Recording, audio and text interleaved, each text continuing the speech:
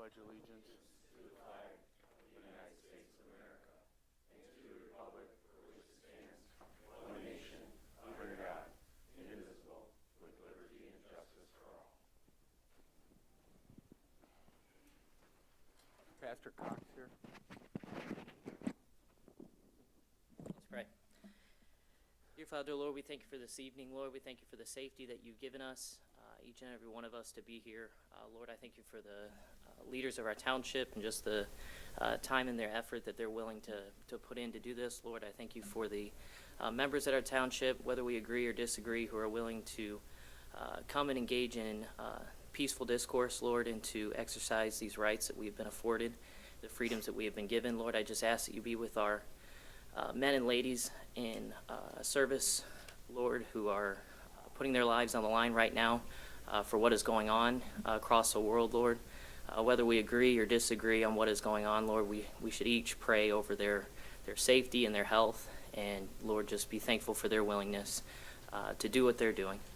Lord, I just ask that the decisions that are made here this evening, that they would be honoring and pleasing to you, that they would be within the best interest of each and every individual in our community. Lord, we love you. We thank you for everything you do for us. In Christ's name, amen.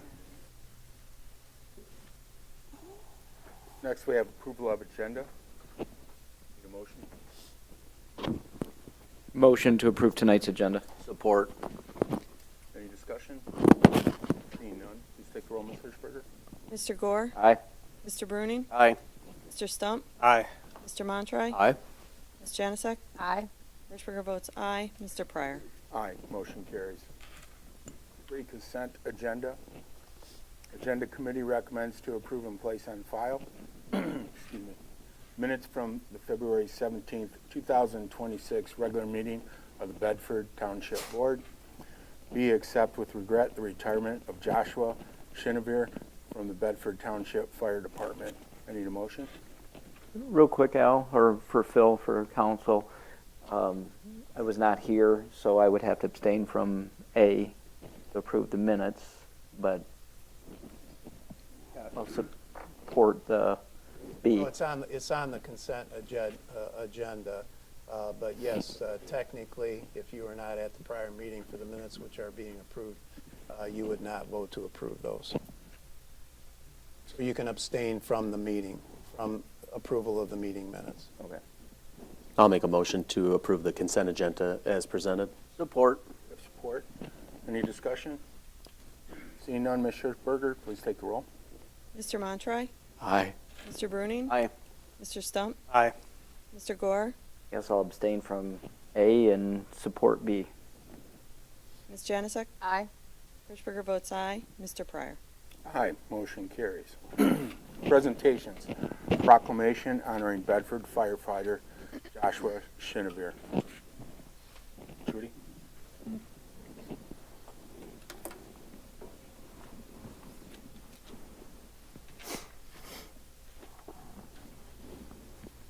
Well, last meeting, we were able to share in a promotion. This meeting, we're able to share in a retirement. So firefighter Shinevere comes from a time where a firefighter was not just a firefighter. They were there to work at the station.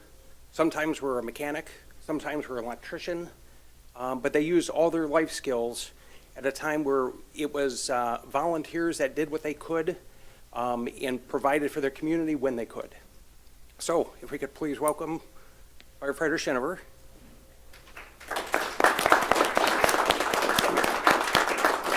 I'm going to have you take front and center.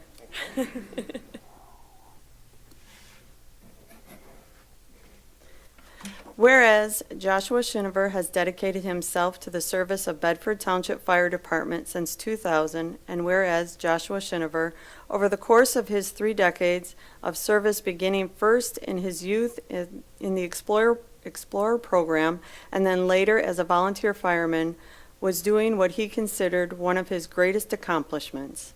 And whereas he has worked hard throughout the years to obtain multiple certifications and completed numerous hours of training to be a skilled firefighter and EMT.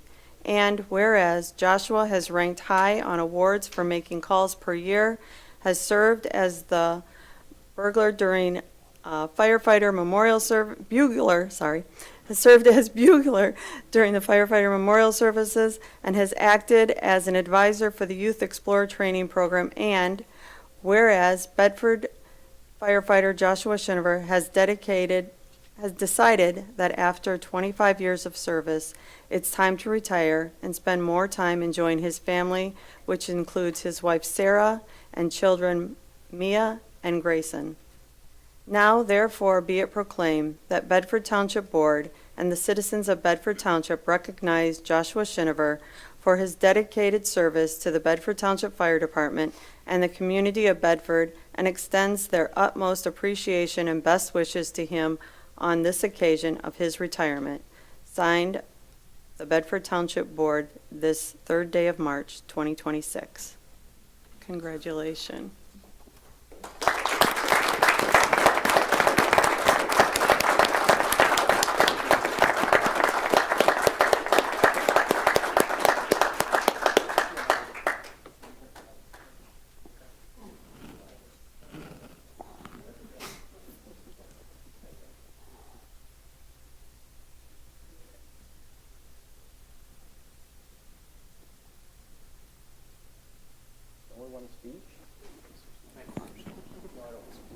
Great job, Josh.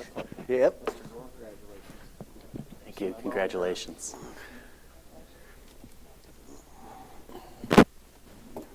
Congratulations.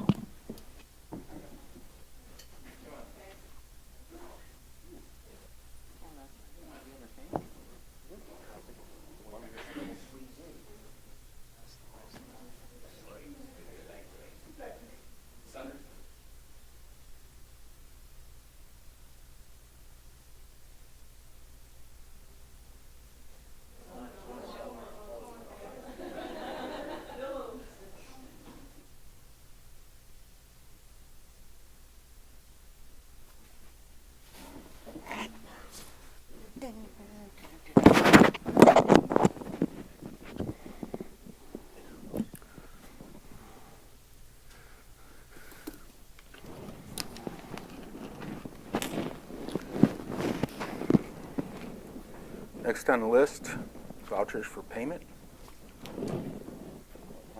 Public Oh, comment. I'm sorry. There we go. Public comment. I know, there we go. Comments limited to 4 minutes for board agenda items only. Please state which agenda item you will be speaking on.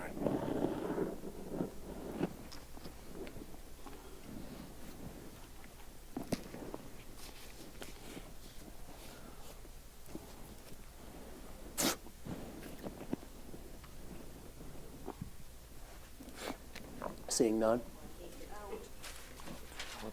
Sorry. Gail Kane Temperance. Okay, apparently we had 2 missing at the last meeting, so they pushed all these agenda items here for tonight. If Joe excused himself, I think Trudy needed to excuse herself as well, or did I miss that, if it was said quietly? 7B, focus on what it can be. 16 and 17 of the 61 give you what you need to be aware of if you should say yes. It's one of the more dangerous intersections in the county, and our public hearings we had, but again, we lack really getting that information out to the public. 7C, with the tower now encumbered with the $3 million storage building, are there thoughts to moving it? Who uses this? What income, if any, comes from that tower? It's a valuable asset to the fire department, and it always has been. 7E, the firewall to what? To mitigate the noise between the bathroom and the meeting room here. The agenda needs to have more precise wording. What is a firewall here? Okay, the interest on page 37 of 61, who they prepared the quote for. The Township of Bedford, M.I. Monroe. Geez, we don't even know where we're at. 7F, a disclosure needs to come, not a conflict, but still note that it says minimal damage, and where does this exist in the CIP? Does it really need to be done? 7H, are these monies available for review? Is there a check and balance history? In the past 8 years, we discovered that clients don't keep tabs caught up, that they tend to run a big bill on these mobile meals. 7I, again, a pet project, out of control, $3 million for a storage barn.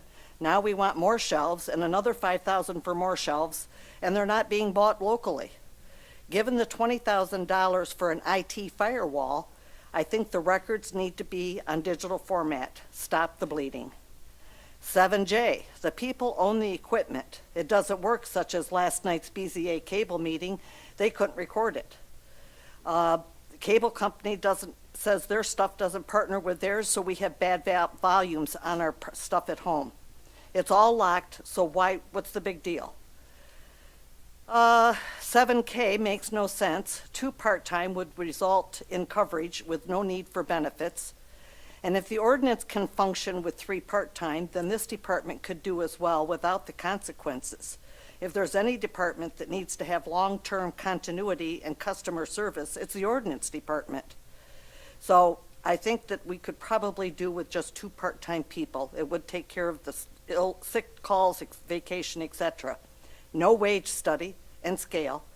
So we're just going to, I guess, pull a number again out of the air to give money to these people that they want to hire. Finally, the minutes I missed but watched, the comments by the supervisor at the end are blatantly out of line.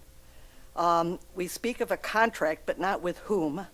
And it appears that the township attorney, no offense, Phil, you know that, it's not confident in his ability as a contract lawyer. So why was he even in the mix when the township has a labor attorney under contract? That contract should have been voted on tonight.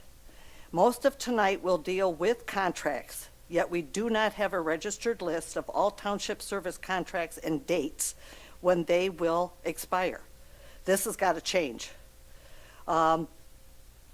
It's just sad to think that that's where we're at with all this. Yeah, all this tonight, and we hardly have time to even discuss any of it. So there is big concerns that we have all these contracts.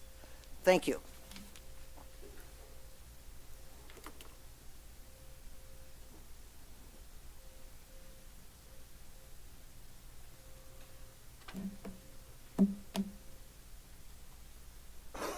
Lamar Frederick, Bedford Township. I am responding to some information that was noted in the minutes, and in particular the fire chief's presentation. During the fire chief's presentation, he noted that they made 4,100 calls in 2025 and estimated 4,300 calls for 2026. I hope you people circled all of that in his presentation. He also noted a situation that when 2 calls come in with similar problems, the fire department may not be able to respond to one of the calls. If I had his information correct, he reported this occurred 5 times last year. Now, why am I bringing it up after he already made this presentation? Well, you are in the budget development process right now, and you have at least 3 important decisions to make. Work with the fire chief to assure the budget for the department results in a sustainable fire department for the next fiscal year, taking into consideration the items he just reported. Number 2, work with the chief with the idea that the department must not only be sustainable economically for the next fiscal year in terms of personnel and equipment, but for future years too. Now, when I say sustainable, I mean it has the people, it has the force, it has the personnel, it has the equipment to respond as we grow and as the conditions change going into the future. That is sustainability. Assure that the salaries and benefits of the firefighter is appropriate to attract and keep valuable personnel. As Al said, Bedford's in competition for these people, but that doesn't mean we have to have a gold standard, but we surely have to have a standard that attracts good people. I bring this up now because 2 millages that support the fire department expire this year and next year. We all know that. With the chief, this board should be doing the due diligence and studies that assure the financial returns on the replacement millages or whatever you come up with, at least the tax I noted above. If you don't complete the due diligence, the fire department does not remain sustainable, as I defined earlier, then we all suffer, and this lays at your feet. It happens on your shift. Thank you.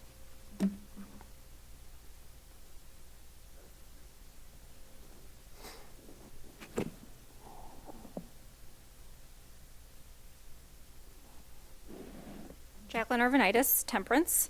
I'm going to be speaking on E first, the firewall replacement. Happens to be my area of expertise for 20 years. So I just had a quick question on the quote. There's not really a detailed labor description on here. I see the equipment, that's fine. There's the firewalls are TZ580s and TZ280s. They don't have model W on them, so that's no Wi-Fi included. I don't know if there's Wi-Fi at the fire department. I don't know if there's an SD-WAN implementation coming. I don't know what the bandwidth needs are. A lot of network companies try to upsell you on equipment you don't need. This may be sufficient. We don't have the details to know that. There's no detail as into what they're just configuring it. What configuration are they putting in place? That would be useful to know if the $11,000, if it's just a straight up standalone firewall connecting to the internet with some VPN setup, should not cost that much. So that's one question. The next one is piggybacking on Gail's for I. If we do have budgeting, it looks like, for IT infrastructure stuff, we should be considering electronic documentation. We should make that move, or at least start talking about it now, because we're spending more money for storage and things to keep paper documents when we could be moving to some kind of electronic document storage system. So that'd be something to look into. As far as the full-time administrative positions, that's something in the wage scale review that's on that agenda items that I've sent you guys 3 and 4 different times now. Gail keeps bringing it up. I brought it to your attention. You guys have not talked about it. I believe Mr. Bruning brought up a wage scale review last year, the beginning of last year. Nothing's been done with it. And then, let's see. Yeah. Okay. I think that's it. Thank you.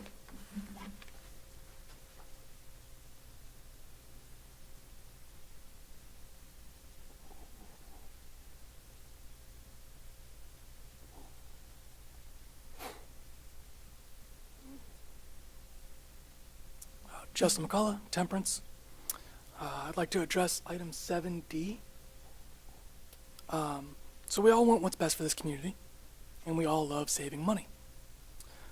I would strongly encourage this board and anyone else involved in the purchasing of this new fire truck to consider the Spencer 1711 over the Spartan 2106. In the packet, both of these models meet the requirements requested by the Bedford Fire Department. However, the Spartan model is manufactured by the Spartan Emergency Response Vehicle Group, which is owned by REV.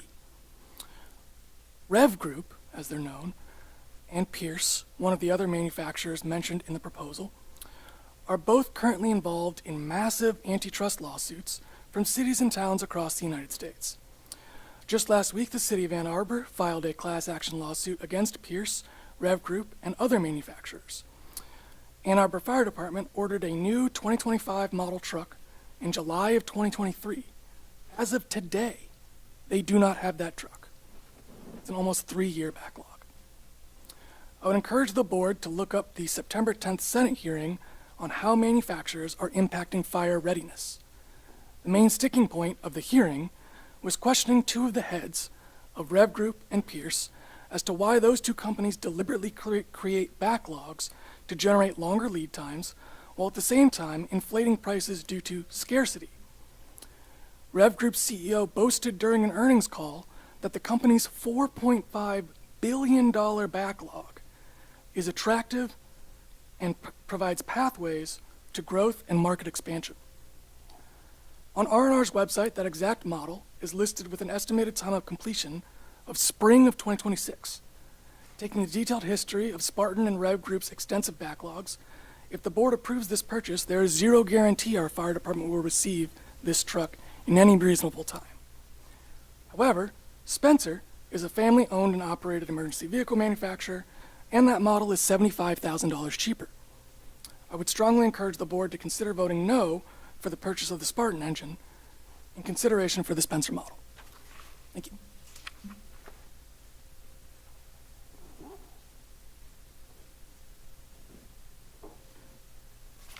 Any other public comment before moving on? Seeing none. Vouchers for payment, Ms. Hirschberger?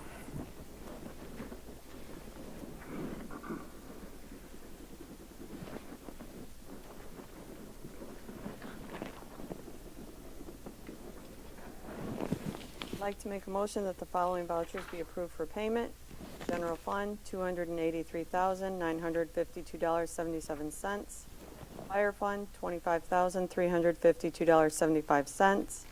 Fire Equipment Fund, $6,303.04. Downtown Development Authority, $4,167.69. Library Fund, $9,398.35. Building Department, $3,377.16. Sewer O&M Fund, $11,104.03. Trust and Agency Fund, $2,307.50, for a grand total of $345,963.29. Support. Seeing support, any discussion? Seeing none, please take the roll. Ms. Hirschberger? Hirschberger votes aye. Ms. Janusik? Aye. Mr. Gore? Aye. Mr. Montroy? Aye. Mr. Stump? Aye. Mr. Bruning? Aye. Mr. Pryor? Aye, motion carries. B, determination on the request from Jason Jindo, 7698 Watford Drive, West Bloomfield, Michigan, 48322 is his address, for a rezoning request of parcel number 5802-035-039-00 from C1 local commercial to C3 general commercial on a vacant parcel located on the south side of Stearns Road, east of St. Louis. Would you want to take this, Craig? Yeah. Would you like to come up, Mr. Jindo? So this is, well, do you want to, is there anything you want to add before I give synopsis or anything? I'm surprised he even had to show up today, so no. Okay. Yeah, so this is over Lewis and Stearns on the east side of DeCapo Liquor Cabinet across from Subway over there. The parcel just east of the Liquor Cabinet is C1. The applicant is looking to rezone to C3. The Planning Commission was, as you can see in the notes in the minutes, that was split. Mr. Lake was pretty adamant in favor. There's a few members adamantly against. I admittedly am torn on it. I voted against it, against the rezoning, but I could see some benefit because obviously we're not doing a site plan approval here. We're doing a rezoning. But with the taking any consideration up into what the plans that we're being told are that we can't hold to and are not completely irrelevant, but in a sense are. I liked, if you look at the little map, that's not necessarily to scale, but that little sketch a couple pages in, I liked the idea of moving that driveway off of Lewis, a little further off of Lewis. I could see that being a benefit, but there's a lot of other things going on there. It did fail, and it was recommended to this board to decline and to not approve. And that's a quick synopsis. If there's any questions, if the applicant wants to add anything, or if there's any other questions for me or the applicant. What was the argument for in that conversation that you had? I mean, what was the general? What do you mean? Well, it was just that one of the members he was in favor of it, and he listed he made a motion in favor of it, and that died without support. And then Mr. Bushman, I think Mr. Bushman, what he had his points that he was kind of on the other end of the spectrum, a little bit adamant about things that he did not like, the congestion on Stearns Road, and the other reasons listed. But that's why I said I kind of personally I fell in the middle a little bit. I wasn't strongly one way or the other. I did vote against it. If that answers your question. The questions came up when I watched planning meeting about gas stations and all that. If you weren't to do a gas station there, what else were you thinking about? I don't think that anything else would really be feasible, just because of lease rates in the area of Temperance, Michigan, unfortunately, around $15, $16 a square foot. Any new construction right now will be around $300 to $400 a square foot, and if it's not supported by at least $22 a square foot, we're not going to end up putting anything there. But, the argument for it is, it is a higher intensity use, but generally, we're not even adding a new business, we're just adding a new feature to the already existing business. And what could you really do with like an acre of property to put there to really, make traffic worse? If anything, we'll be forced through planning to work with the road commission and maybe put as we were discussing, maybe a curb cut a little bit more, trying to think is east or west. East, of Lewis, so that way when people are making a left out of there, it's a little bit easier. And as far as the traffic congestion, it doesn't really come from my side of the road. It comes from the plaza across the street. So I've been paying attention to it ever since we had that meeting.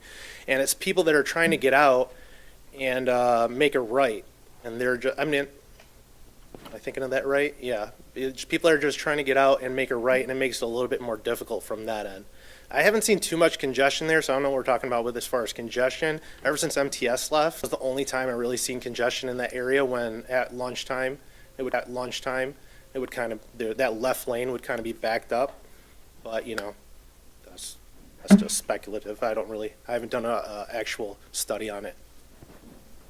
Real quick, and I'll get back to a question. I just received a text from constituents that this dialogue is very garbled. George, is there anything going on with the sound? Or is George here? You should be in there. You just told the... Okay, thank you. So how big is this parcel? 1.1 acres. Okay, so we're talking 1.1 acres, and I see one of the reasons the subject parcel is adjacent to residentially zoned property along Stern World is better suited for a transitional use such as a neighborhood. Well, number one, you can't put a neighborhood on 1.1 acres. And the residential next is also a senior living facility. Correct, or multi-family residential development.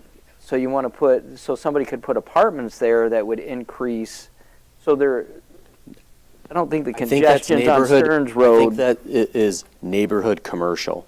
I think is the term there, neighborhood commercial, which I don't know if that term is referring to C1. Commercial, or you could do residential as well, like I don't think in this though that they're saying put a neighborhood in there. I think they're referring to it as neighborhood commercial.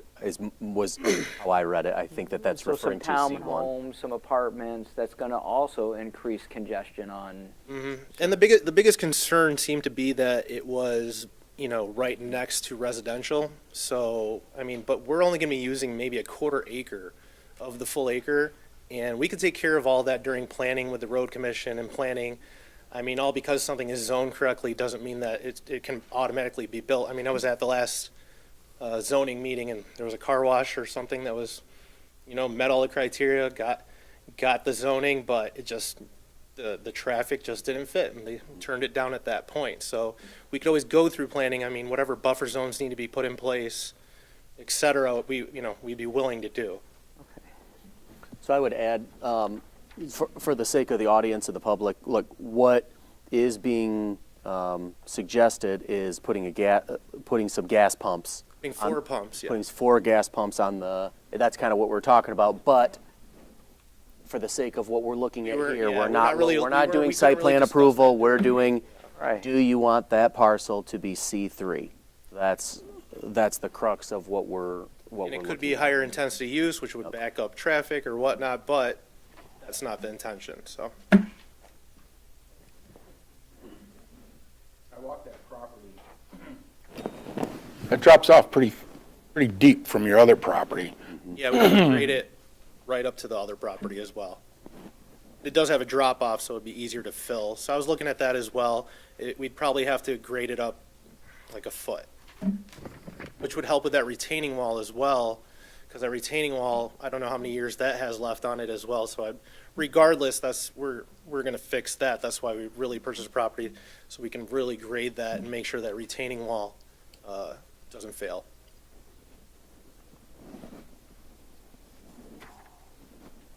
Any other questions? But I mean, for thoughts? 1 acre, if we were to just put a building on it, I mean, I can't imagine it being over like 4,000 square feet, and what realistically would that be that would back up traffic? There still would be commercial, still could be a restaurant. I don't think you could have a drive-through on C1. I think that's C2, but that's just my 2 cents. I kind of struggle with this one myself because taking a look at across the street, there's been vacant property there in that commercial strip for ages. Yeah, and that property, has been there forever. Right. Forever. And that guy, I tried to get that, I've been trying to buy that property for 10 years, actually. And I finally tracked the guy down in Florida. So, I finally got him to agree to sell it.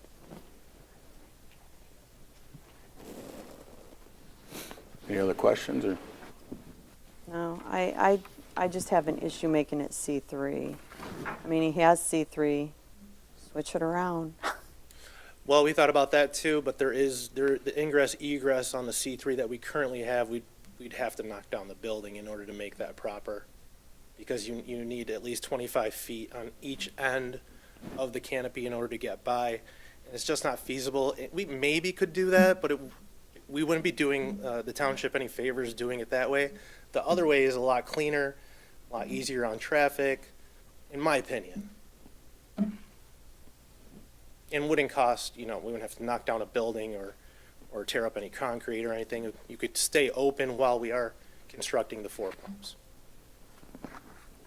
I don't agree putting C3 such a high intensity use right there. I like the master plan, how we, And I know we just did a master plan. transitional zoning and How long have you owned the property, Jason? That specific property, 4 months.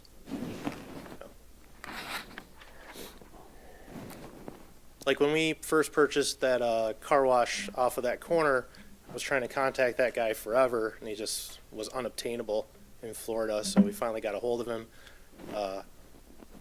He actually contacted me because I've been trying to contact him forever.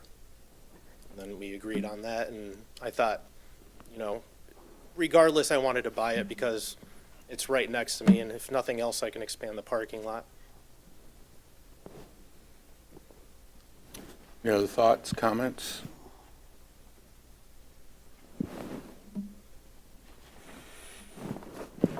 Something's gonna go there. I mean, Eventually. It's just, we've had several people want to put in gas stations and we keep shooting them down.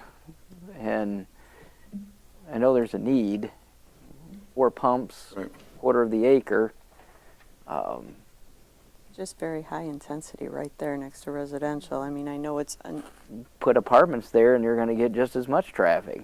I'm not talking traffic, I'm talking what can be put there. Right. C3 is pretty much anything.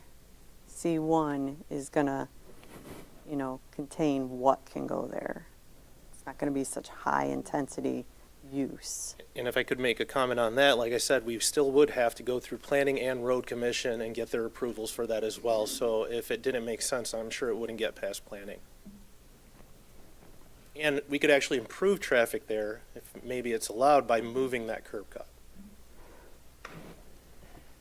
I know we're not dealing with the site plan, but we are I know. talking about gas This is kind of stations. what we went through. And I know, Joe, it's, We're really not allowed to talk to that. There's some Stuart's need correct. for it. It is a higher intensity use. Right. And we're not really saying, you can't really say what's going on there before you rezone it. So I wish I could come up with a site plan and Right. just do it that way. It would, that would be easier for all of us, but. And easier if not you the would've way just- can do it. Should've just built the liquor store with a gas station. We wouldn't have. I wish I would have known, yeah, back in the day, maybe I would have. And it is needed because our sales are, I don't know if anybody knows this, but alcohol sales, liquor sales in particular are way down, like 40%. And that's kind of the whole anchor to that place because people can really buy seltzers are really what people drink now, like the fruity seltzers or whatnot, and they can get those anywhere now. So there's no reason for them to cross the border anymore to come across.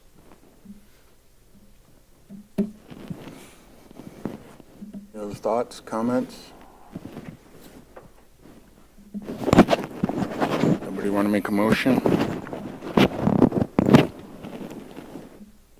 Just keep in mind that, that this is a rezoning, and the Zoning Enabling Act does not allow this board to place conditions on a rezoning unless the landowner or the applicant offers a conditional rezoning application, sometimes called a contract rezoning application. That has not been done here, so you cannot place conditions.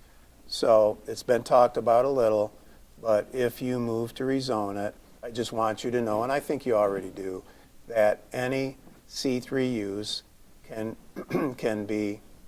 come to that parcel, subject to site plan approval, subject to outside agency approval, such as road commission, drain commission, etc.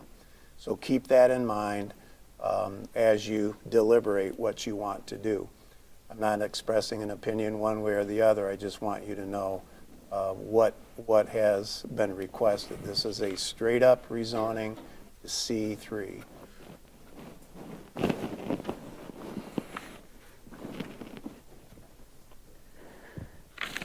Would you be willing to do that, Jason? I was hoping to not to, but that was the next step, yeah, to go for a conditional.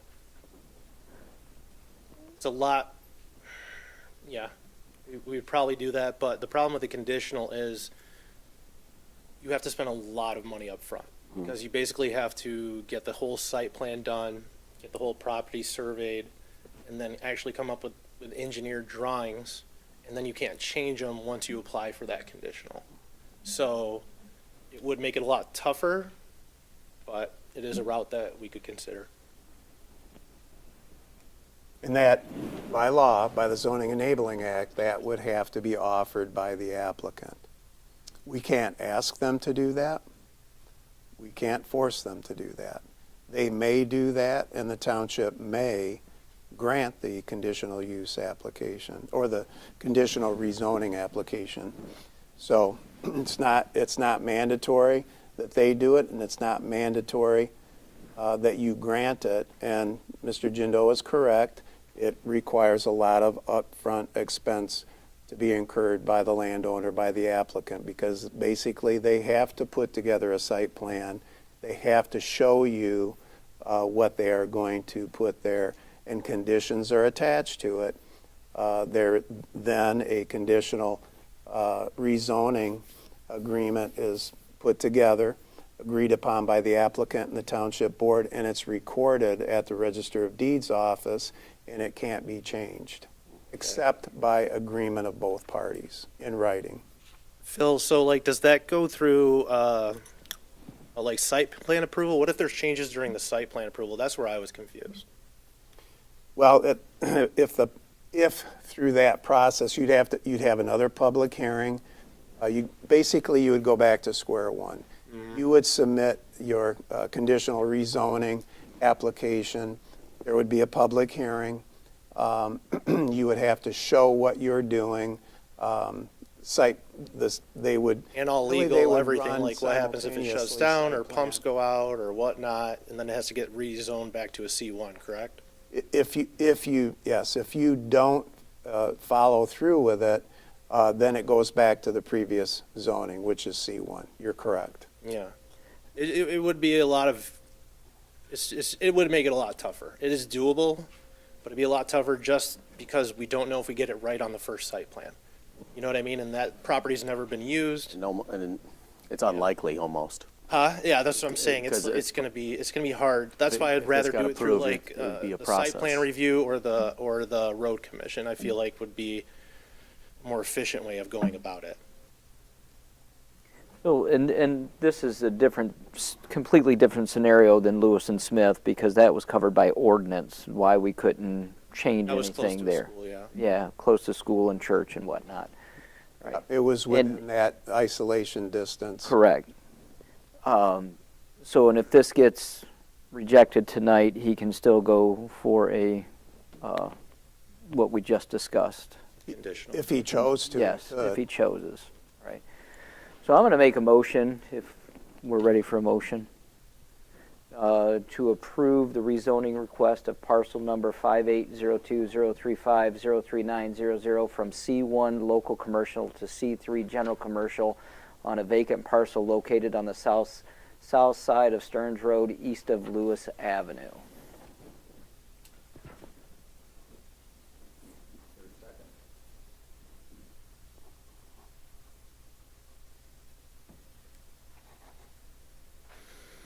Joe, what's your biggest thing?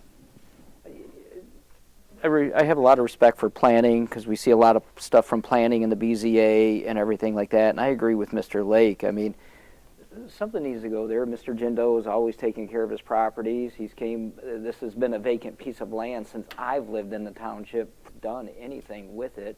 There is a need as far as, we have a township of over 30,000 residents and 3 gas stations. You know, now granted, we live close to Ohio, and a lot of people go into Ohio and whatnot. But there's really, I don't see any reason not to. I mean, it's a vacant piece of land that's been vacant for probably longer than 30 years. Now we have somebody that wants to do something with it.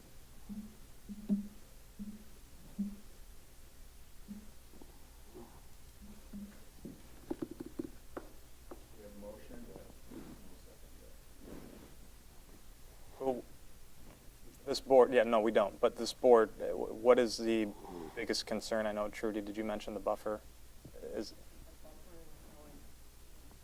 The high intensity of a C3 right in that area, right next to residential. And, you know, we've always done buffering between C3 and residential. We've not just plopped C3 right next to residential. We at least try not to do that. And our master plan that we passed just recently. It goes against that. Yeah. I'm torn, Joe. I'm kind of right there with you, but I also see and understand the buffer, the master plan that we just passed. Do we need gas stations in Bedford Township? 1 or 2 more? Yeah, sure. I would like to see, just from a state level perspective, because that's where I operate and everything, I would like to see more people buy gas in Michigan so that those tax dollars stay in Michigan as opposed to going to Ohio. That's a separate story. Yeah, I'm torn. I'm not going to make the support for the motion, though. I don't know if anyone else is. I'm open. Well, it would have to be a conditional brought upon by the applicant, so we can't force that. I'd be interested to see that, though. Yeah, that's what I want also.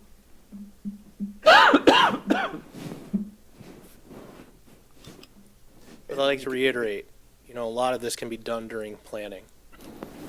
Like the buffer zones, whatnot, that can all get rejected. If we are feeling like it's congesting traffic, the road commission should object to it then.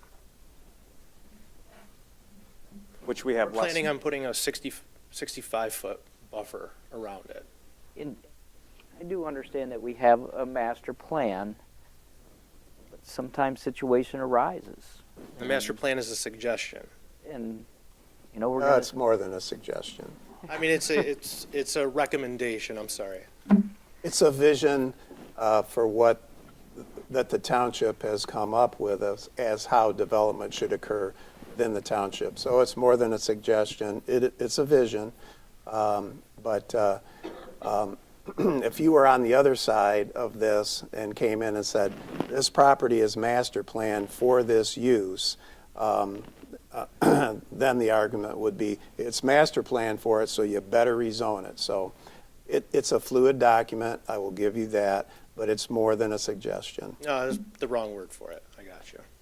Semantics. Yes, yes. That's will let it sit vacant for another 30 years, I suppose. See, I again, I kind of struggle because Anakin Smith, they did not recommend this. And when it comes to Madigan Smith, Lucy is who I was dealing with, and she was supposed to get, she had actually called me a recommendation, so I said, all right, I'll go to Jody, and I'll put that in. So I did. I went to Jody, turned that in, told her, you know, the intention is always to merge those properties. And then I actually got the recommendation back from Lucy, and I tried calling her at least 6-7 times. I ended up calling Barry, but he was on vacation, and I still haven't gotten a response back from her on why that rejection even happened. You know, and I, I always take a look at property, only because I dealt in that business for a long time. And these are the tough situations because you can have a vision for a piece of property. So just like what you're saying, Joe. You know, but we're not here to talk about having a gas station there, but I look at the traffic intensity there and where the cuts are, I don't foresee the traffic being so intense right there, personally. It's not that intense right now, You know, yeah. So, but then I take a look, there's seniors over there, yeah, you gotta have buffers. So like I said, I'm just really on the fence with this. Not that I'm anti-gas stations, because I live on that side of town and it would be extremely convenient. I just looked to where we have a building here, then you got a drive-through with the capos coming out of the back of the building. And then, That would get rearranged. huh? That would get rearranged. So that, like I said, that would be one of my concerns, is that. And how does this just flow, I guess? You know what I mean? Yeah. There's light issues, is it, you know, we have issues. If a business goes in there, if it's C3, I guess you could have a 24-hour business. You know, things of that nature. Just a lot of questions there. No, I understand. Yeah, you know, it's like- The unfortunate part is you can't say what is going Right. into that C3, but my track record speaks for anything. I mean, I will work with the township, I will work with the road commission, and I will go off of their recommendations, and I just feel like that would be easier than me coming up with something and then bringing it to you guys, and it's kind of like set in stone because I've spent $50,000 on it or whatever those drawings or site plan would cost, and then you guys tell me, no, we don't like it, change A, B, C, D. And not only that, it requires us to get a legal document that kind of states everything. What happens if we shut down?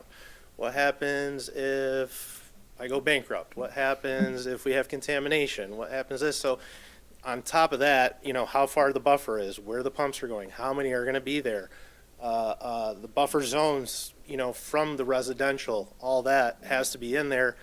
And then I turn it in that way, and if you guys don't like anything, we have to go back to the drawing board. But I feel like it'd be easier to go, bring a site plan, go off your guys' suggestions. You guys suggest moving this, making this less, improving ingress, egress, moving curb cuts, whatnot. I feel like that would be easier to work with the township and get that done. But that's on you guys. It's a die. Guys. We had a motion. If there's no second, it dies for lack of support.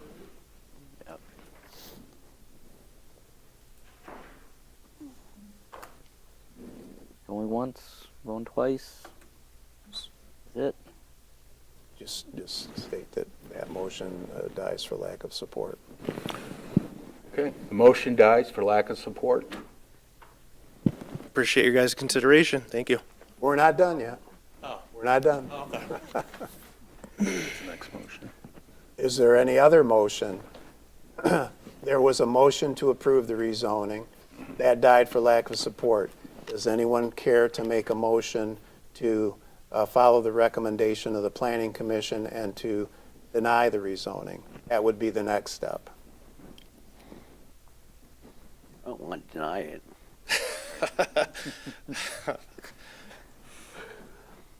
I do have one question. The buffer zone issue, and it has nothing to do with this situation, but the ordinance that we have that has prohibited gas stations from going at Lewis and Smith, within that 500 feet of a school or a church or daycare or anything like that. How do we have that, but then we don't have something for a senior citizen home that would be right up against this potential gas station? I mean, is the ordinance that we have for that 500 feet for safety and health and well-being of a daycare or a school or a church with children, but then we don't have that necessarily for senior citizens? Just a little inconsistency that we might have to address one way or another. Yeah, that ordinance was written long ago, many years ago. And I guess we just neglected senior citizens like me. I think it was more for like when school's out and in. It was more like a traffic issue from my understanding of why they would put that in there. And that ordinance was like eons ago. Yeah,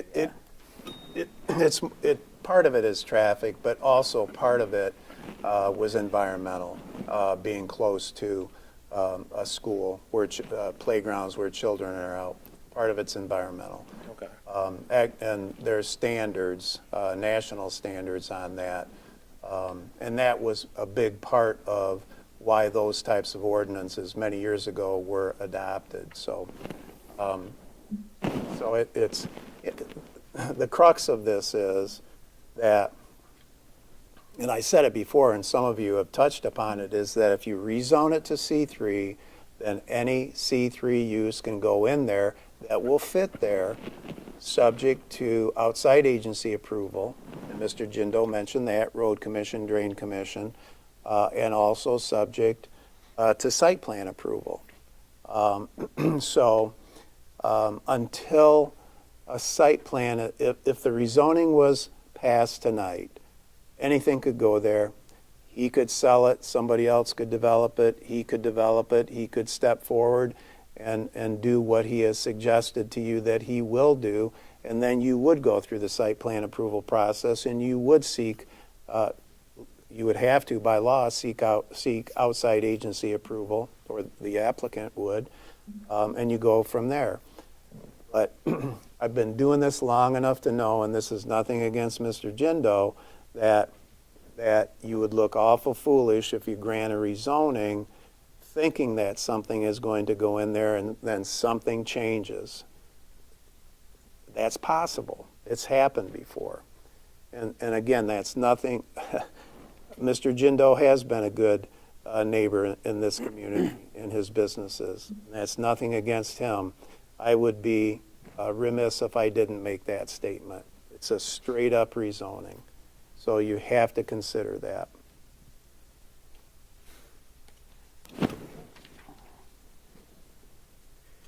Anybody want to make a motion? We're gonna have to. You guys wanted this. Yeah, Yeah, you guys wanted right. this. If you don't want to approve it, you need to take action to deny the rezoning request. You can't leave him just floating out there. You need to take some action on this.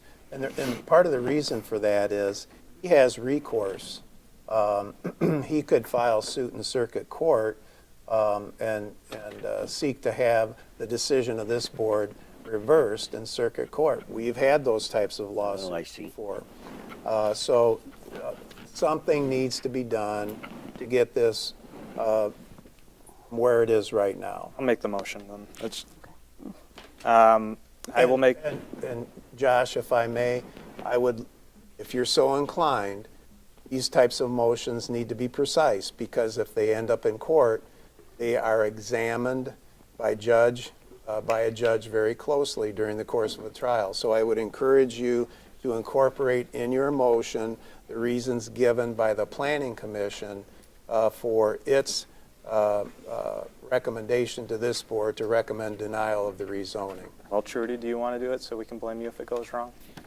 So, and I would like you to read it verbatim, if you would, to make a record. The entire recommendation? The entire recommendation. If that is your motion. I'm I gotcha. seeking to put words in your mouth, but you have to make a record. I think it's this one you got to read.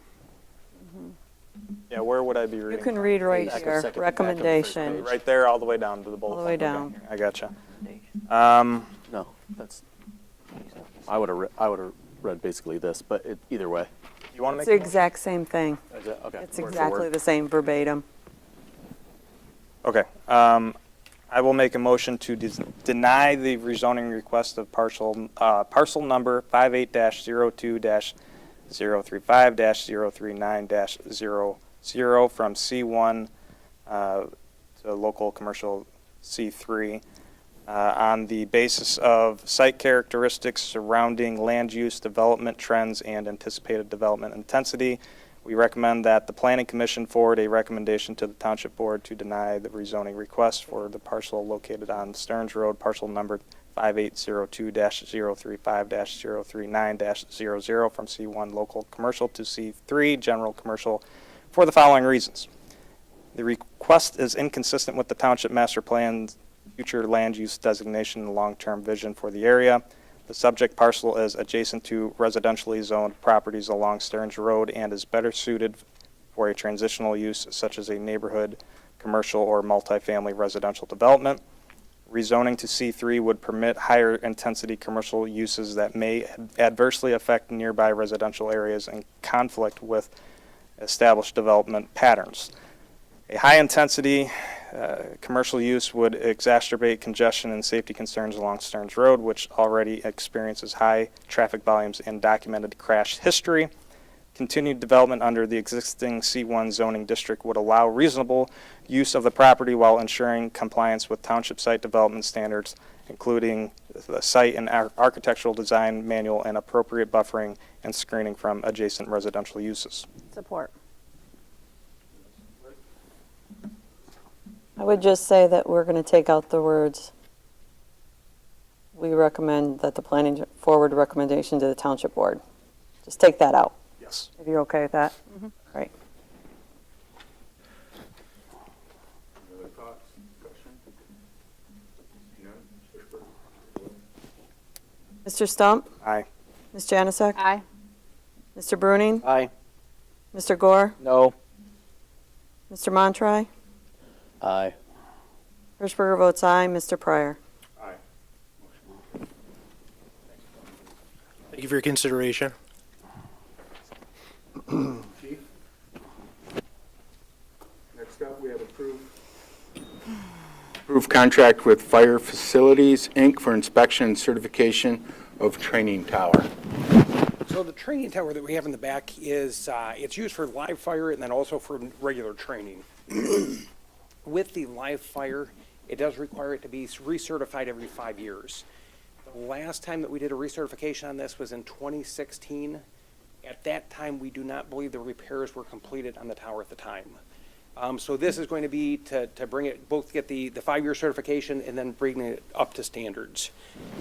In the 27 capital budget, we did budget $84,000 for this project. We currently have $63,000 for this project. So we'd like to go ahead and start proceeding with it with hopes that it's not going to be above 63, but if it is and it carries into the next year, then we at least have that started. The building, the company that we selected is the one that built the tower. We did seek out to 2 other agencies about this. It's a very small area and a very small group that can do this.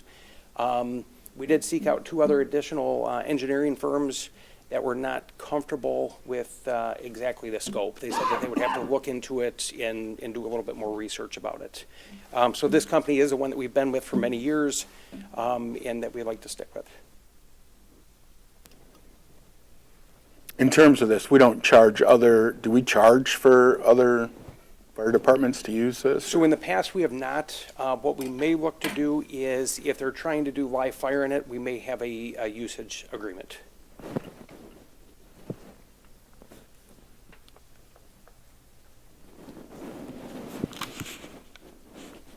Make a motion if we're ready.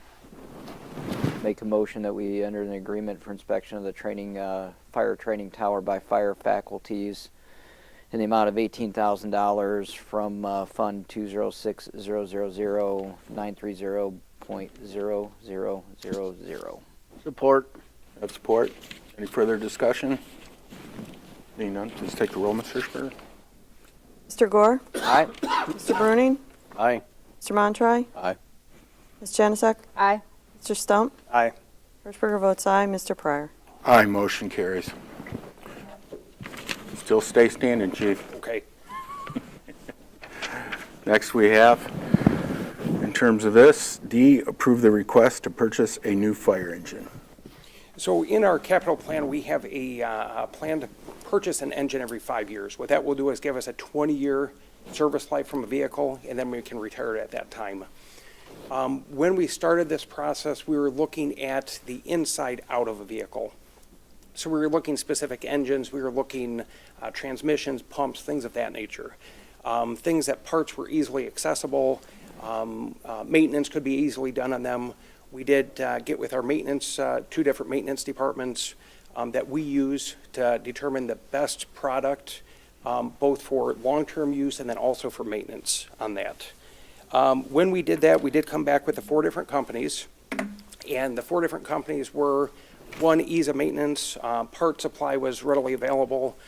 We were trying to find something that would have been maybe not locally available, but within the United States as far as parts. And so that brought us down to the 4 companies. We then went to them and we're looking for, instead of doing a traditional custom build on an engine, we were looking for pre-planned specs that they have.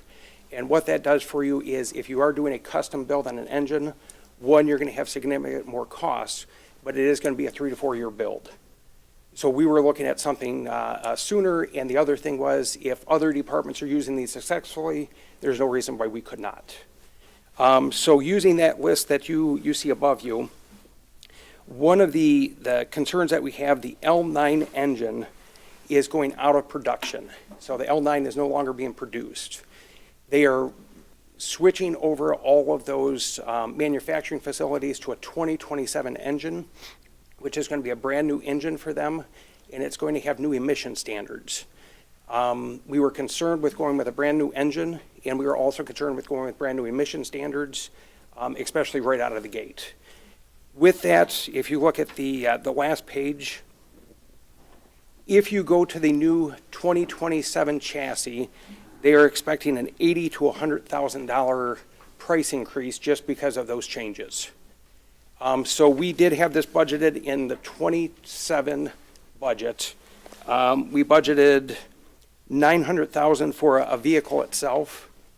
We are coming to you a few months early, just so that way we can avoid that switch over or getting that brand new engine. The only hindrance that we may have is, right now we do have $600,000 that is readily available for this. They did give us a 300-day build time. We were predicting more of a year on that. There may be a 2-3 month overlap from the time that 211 receives its funds till when this is produced. So we may have this prior to production. So in that 2-3 month period, if we did have any significant vehicle go down, something $100,000 or more, we may need to borrow from 206 during that time frame until that funds are available. So I will throw that out there right now just to make sure everybody understands that. But we are fully budgeted for this in 27. I'll go first there, Al. Ready for questions? Sure. All right, so we talked about the 300-day build day. Yes. And I will give the fire department whatever they need. I mean, every time. However, got information. Thank you for that. I do appreciate that. It was great information.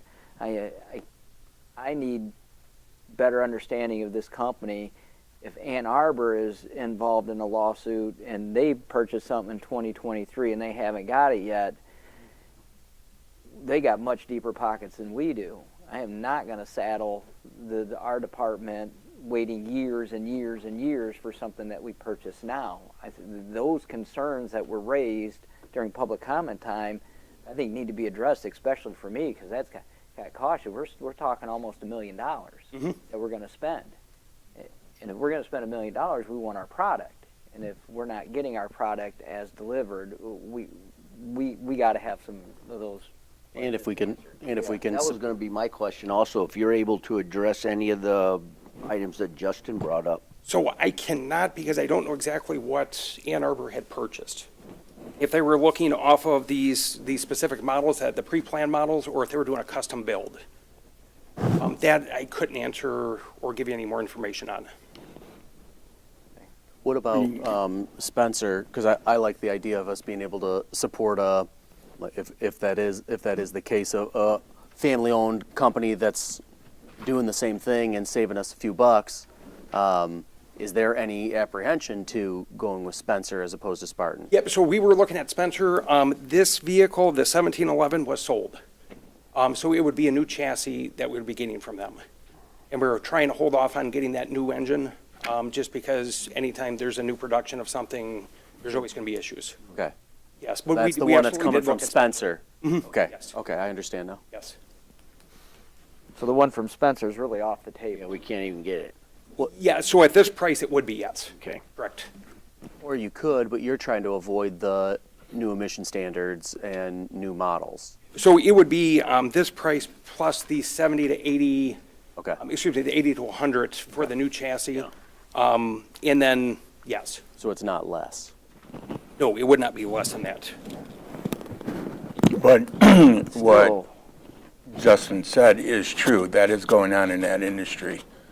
Companies buying up companies and they're just sucking it up, and then you really don't have a choice per se.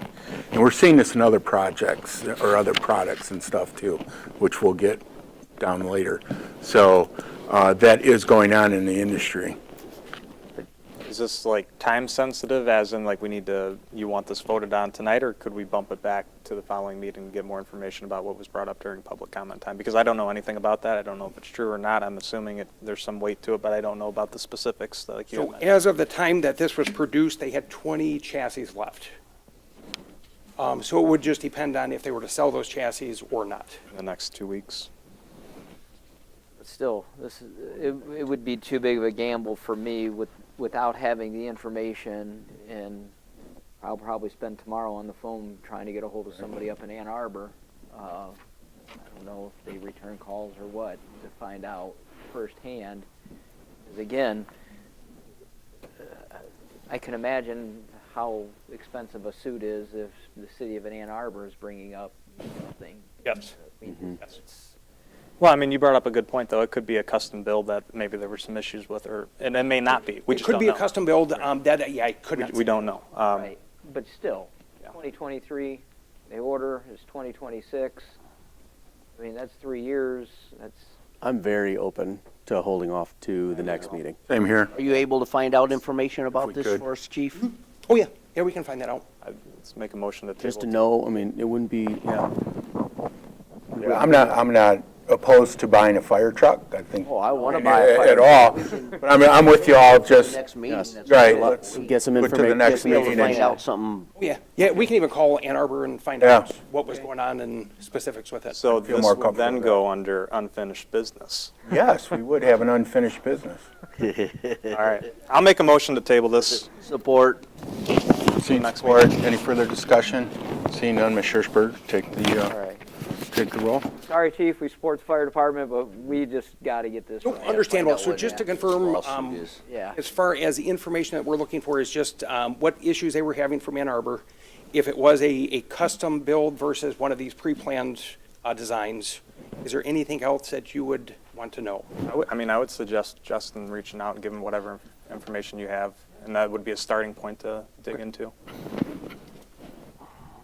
With your connections in Washington, can you find out anything about this antitrust stuff? And I want nothing to do with Washington. sorry, you're on the hot seat. All right, you Mr. made a Stump? motion. Was there support? Yeah, I supported it. Okay. Mr. Stump? Aye. Mr. Bruning? Aye. Mr. Gore? Aye. Mr. Montroy? Aye. Ms. Janusik? Aye. The chair votes aye. Mr. Pryor? Aye, motion carries. Thank you. Thank you, Chief. Next is E3 firewall replacements. I'm going to leave this up to you, Trudy. So this is through our VC3 IT cybersecurity company.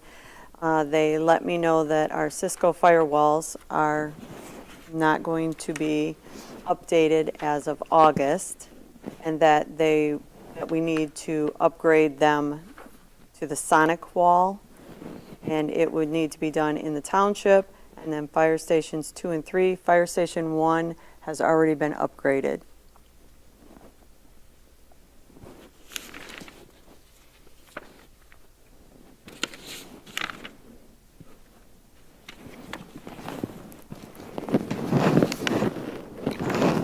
I always trust Trudy when she says we need this stuff.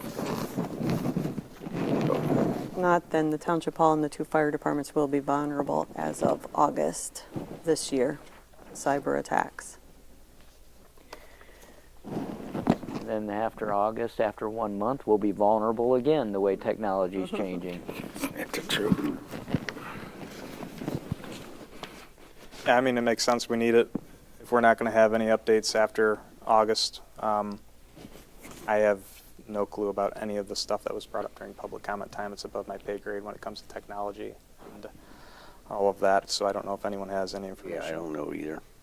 We have to stay on top of cybersecurity.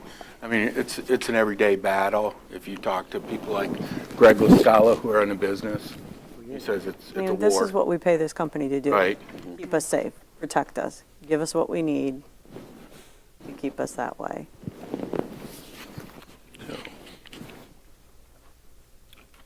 Any further discussion? Need a motion? I'll make a motion that we approve the purchase of the 3 sonic wall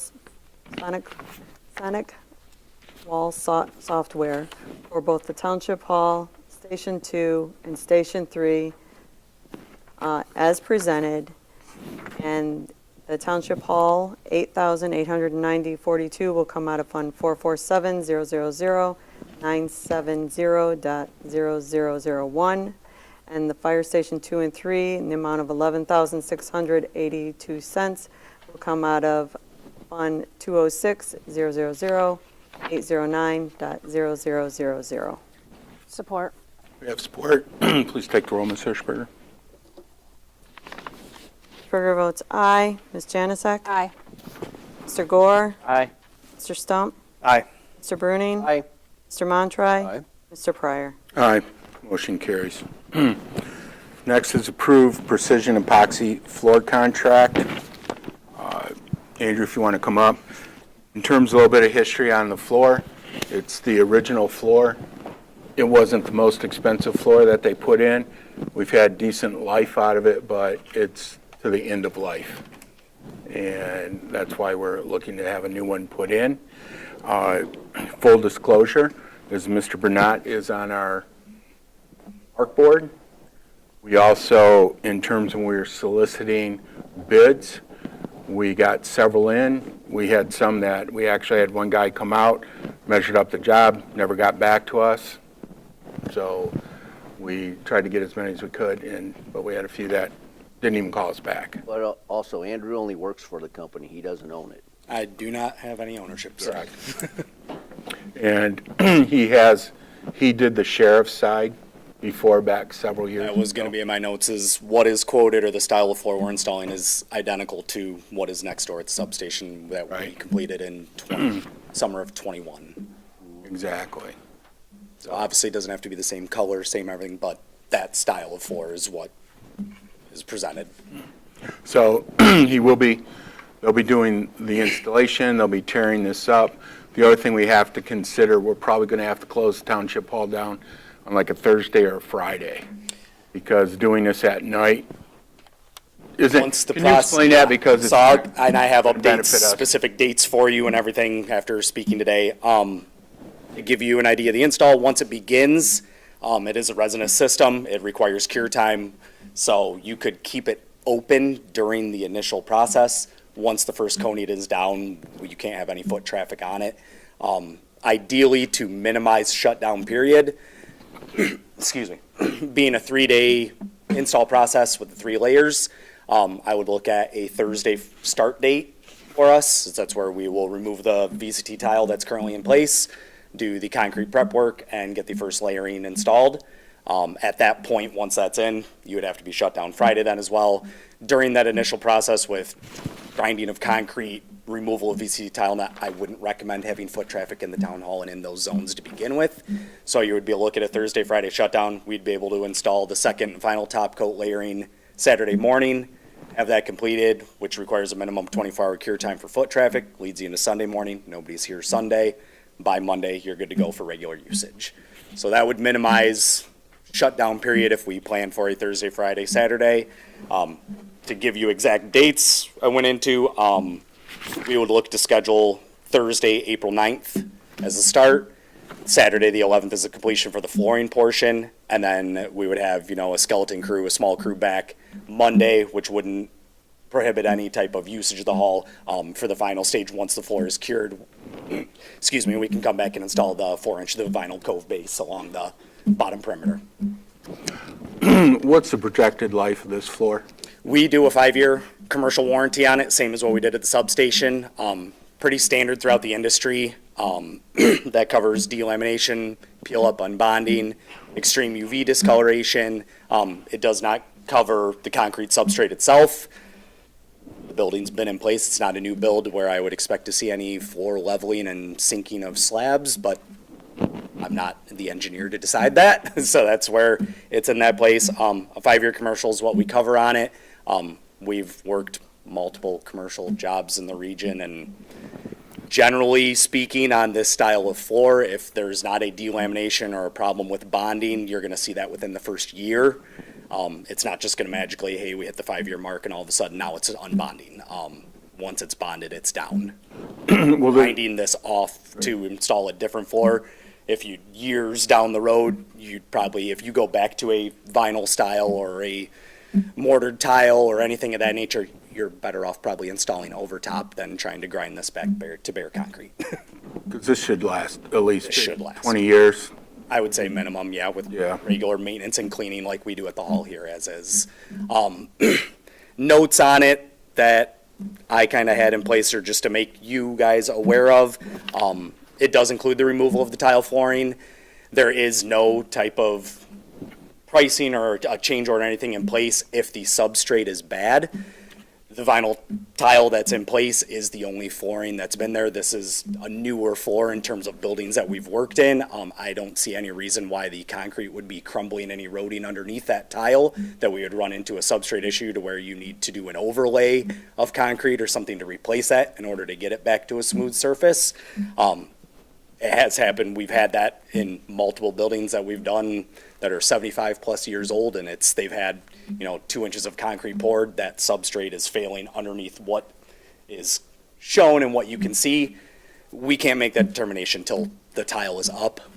It's the only floor that's ever been installed on that concrete. I'm sure it's in great shape underneath. I don't see that being an issue, but it's something to potentially be aware of. Again, with this building, I don't see that being a problem. The other note I had, I'm trying to think of, all pieces that you had asked for, kind of replacing what's currently is there, are included in this. It is for removal of the tile, the installation of the floor itself, the installation of, obviously we'll get the logo and we would do a logo installation similar to what's down there, either an 8x8 or a 10x10. We'll size it up to however you'd want it. It's a new floor. You can change it up if you need. Includes that installation back in place of the township seal and everything. And it does include tearing out and replacing the vinyl cove install. The vinyl cove, with the changes that have been done through the years, there's mismatched parts here and there, and it's recommended to have that completed. At least whether we reinstall, which I did include, or if you choose somebody else and we can take that amount out, I would recommend to have it reinstalled as is, just because during an install of a floor like this, that 1/4-inch toe and that edge, having that removed allows us to seal the full perimeter all the way through and then replace with the new on top of the new floor.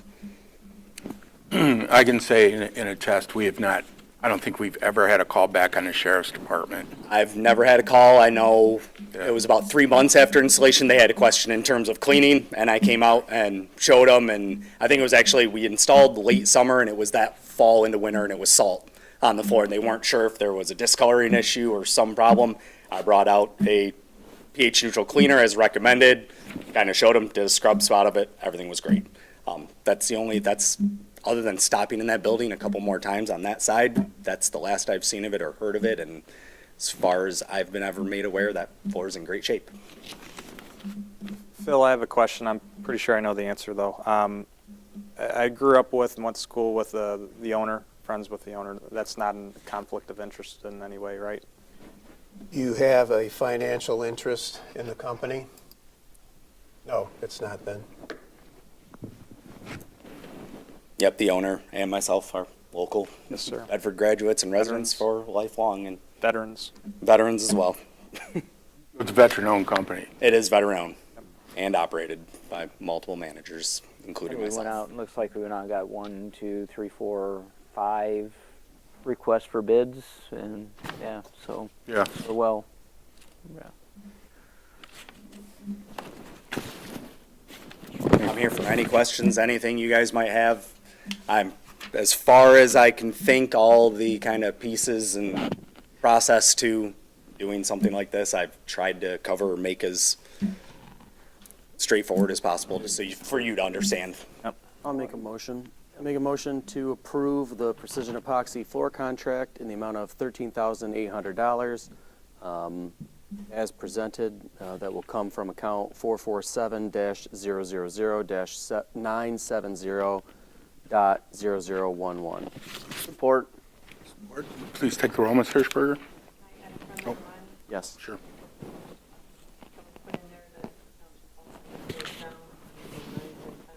I'm fine with that. Those are the dates, right? Correct, yep. I'll double check just to confirm it so we have it all straight. Probably. That's Thursday the 9th, Yeah. Friday the 10th, Saturday the 11th, and then, like I said, you wouldn't need to You close guys already down or, closed on the 3rd? this is the week Friday? after Easter. You guys can't fit that in? I can revisit it and give you an update. So if you don't want to have exact dates yet, we can revisit it. But that would be the aim, is minimal shutdown would be a Thursday, Friday. I would aim for to help the township out as well as us on our end. I mean, if it worked out, I would think that Right. would work out, but we can do 9 and 10. 9 and 10 if you're already scheduled. Get a second? Yep. Please take the roll. Mr. Montroy? Aye. Mr. Bruning? Aye. Mr. Stump? Aye. Mr. Gore? Aye. Ms. Janusik? Aye. Hirschberger votes aye. Mr. Pryor? Aye, motion carries. Thank you all. Thank you. Thanks, Andrew. Next, approve a contract with West Shore Services for Siren preventative maintenance. Chief, could you come up on this one too, just in case we need to ask you some questions there? Jason and I did some research when this contract has been up, and this is something that they would just call us up and say, okay, we're coming out to do this in West Shore. So we started looking into this, and we were like, we probably need an annual contract. So when we went to look for companies, this is like the fire trucks, okay? So we called a company in Indiana. Somebody else said, call this company in Indiana. They said, no, we don't want to do it. So we called the city of Toledo. They said, well, use Federal Field Services because that's who we use. We were like, great. So we called them up. Well, then we found out they were owned by West Shore. And they're like the only game in town. And they come in out of I think it's Grand Rapids, Chief. I think they're from, they're from Allendale. Yeah, like Michigan Drive, that'd be on the west side. So they've been doing the work, but we can't find anybody else to do it. And it's a real specialty in terms of working on sirens. That is the vendor that the county uses. Right. And that a bunch of other people use too, that we found out. Yeah, most of the state. They also do the nuclear plants. They do, it's one of those companies you'd probably like to buy if you could. So that's where we're at with it.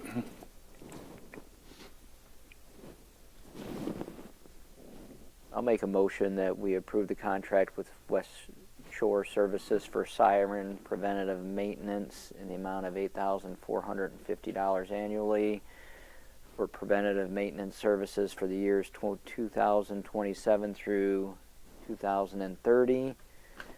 The money will come from Department 426 Emergency Management Preparedness Account 101-426-932-0000 Maintenance Equipment. Support. We have support. Discussion. Seeing none, please take the roll, Ms. Hirschberger. Mr. Gore? Aye. Mr. Bruning? Aye. Mr. Montroy? Aye. Ms. Janusik? Aye. Mr. Stump? Aye. Hirschberger votes aye. Mr. Pryor? Aye, motion carries. Next, Bedford Senior Community Center contribution. They're asking for $17,500. It's an increase of $2,000. This is something we have been doing every year, but this will be in our next fiscal year in terms of their contribution.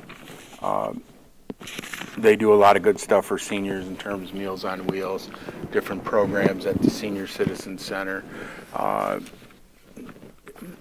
Didn't we, didn't this just raise, didn't we just raise it like a year or two ago?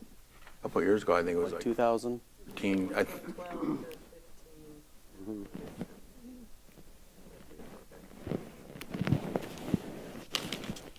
So, Go and make a motion to approve $70,500 contribution to the Bedford Senior Center to come out of next fiscal year budget. Support. we have support. Any further discussion? Is there a limit on the amount of money that we could give them? No, this is one of the few things that a township can give money to, which is Senior Citizen Center. It's statutorily authorized. It's discretionary, but it's statutorily We gotta authorized. take care of our seniors, especially Meals on Wheels. Yeah. And if you go to the center, I mean, there's a lot of activities. They just don't have lunch there. There's a lot of things they A do. lot of their seniors rely on it. Exactly. And for just interacting with other people, getting out of the house and so on. That's where the Meals on Wheels are so important, because in some cases, that's the only contact people will have with somebody else that day. That's it. So, great. So we had a second. Any further discussion? Seeing none, please take the roll. Mr. Gore? Aye. Mr. Bruning? Aye. Mr. Montroy? Aye. Mr. Stump? Aye. Ms. Janusik? Aye. Hirschberger votes aye. Mr. Pryor? Aye, motion carries. Next up, approve the purchase of shelving for document storage. Trudy, you want to take that one? So this is for our maintenance building. It's for the upper level of the building for storage. Pat went through, he told me what he needed. We went out and got bids for it. Global Industries, they are with the Omnia partner purchase, so we get better pricing with that.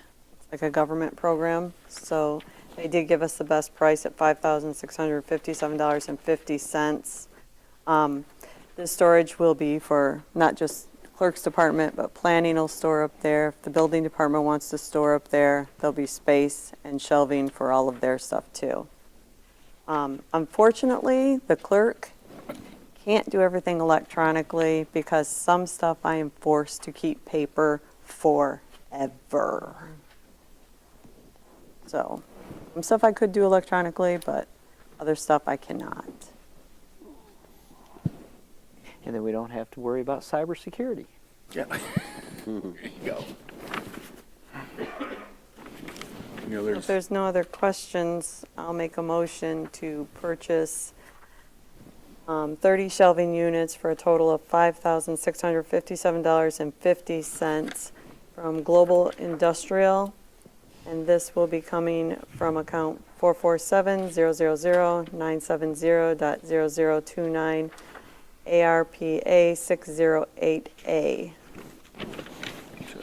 Support. We have support. Any further discussion?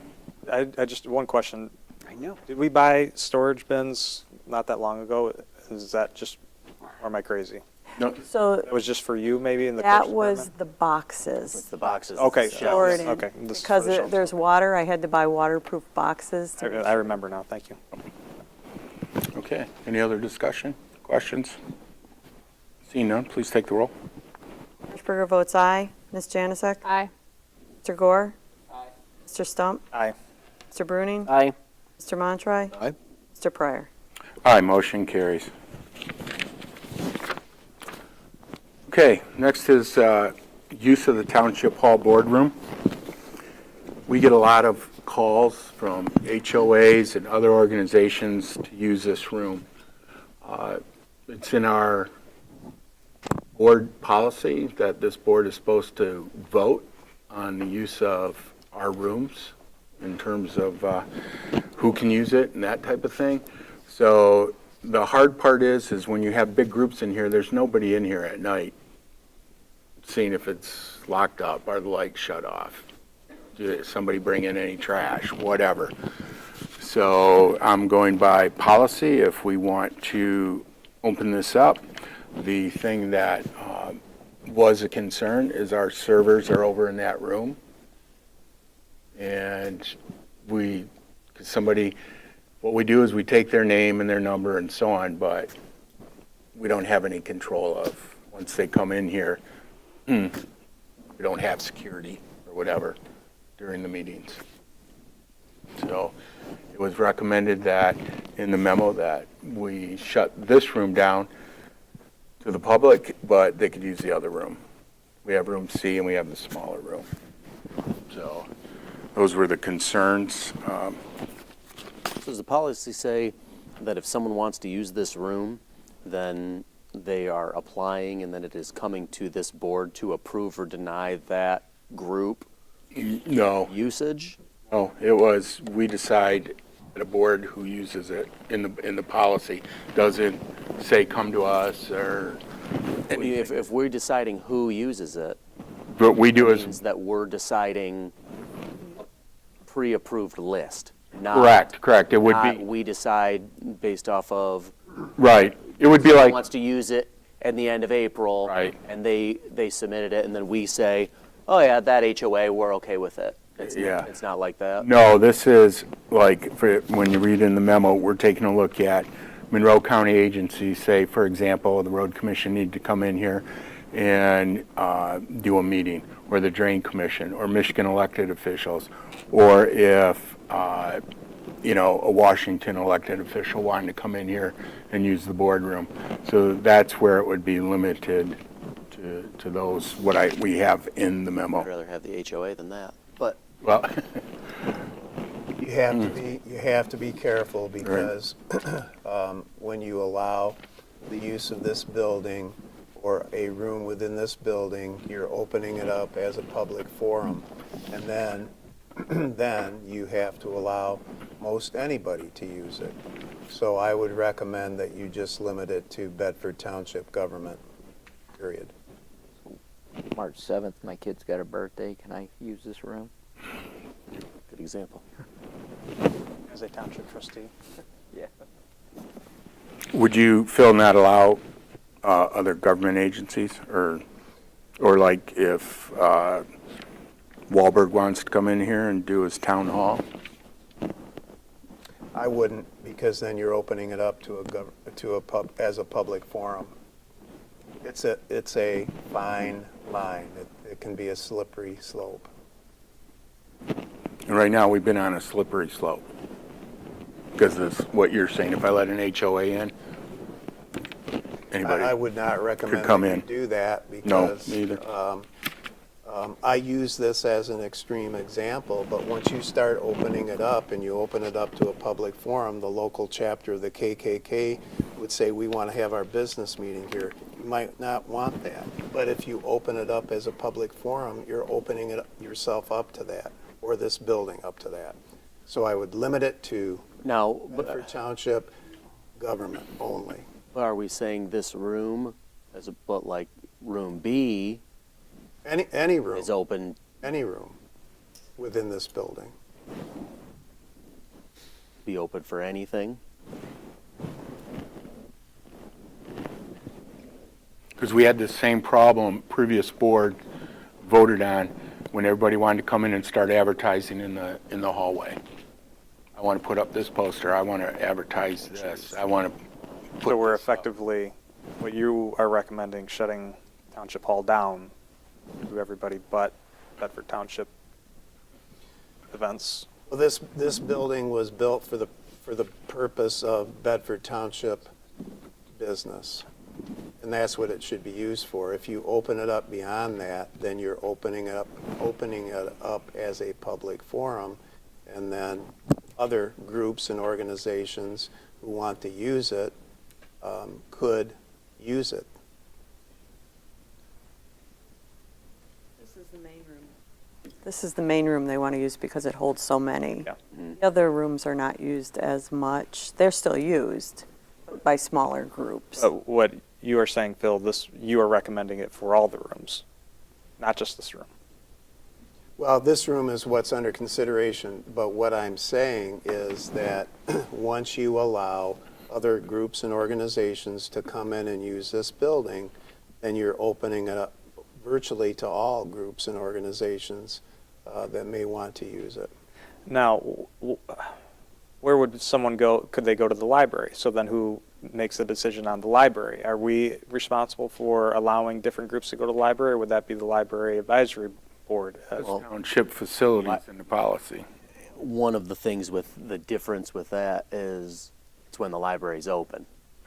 Right. Often the usage of up here or any of the other rooms up here is typically not during quote unquote business hours.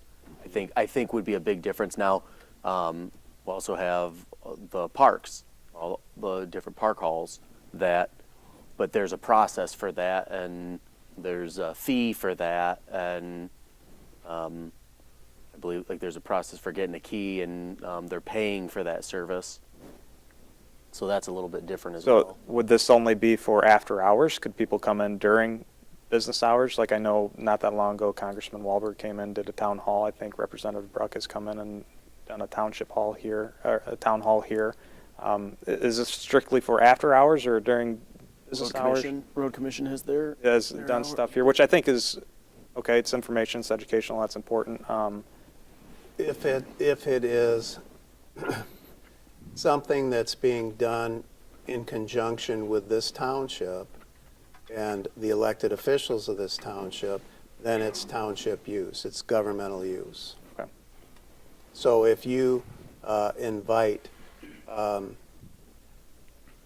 Wahlberg to come in here for a meeting, and you're present, that's part of township business. Same with Will Bruck, that's part of, and that's township business, because they represent the interests of the township, as well as other areas within their district.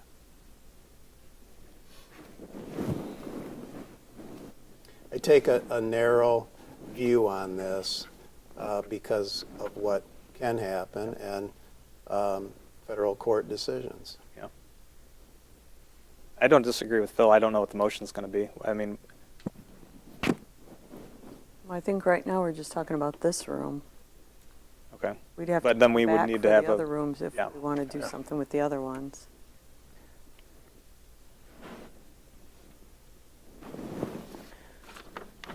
But then are we striking out the Michigan elected officials, Monroe County agencies, or is it when it's in conjunction with us, we allow that?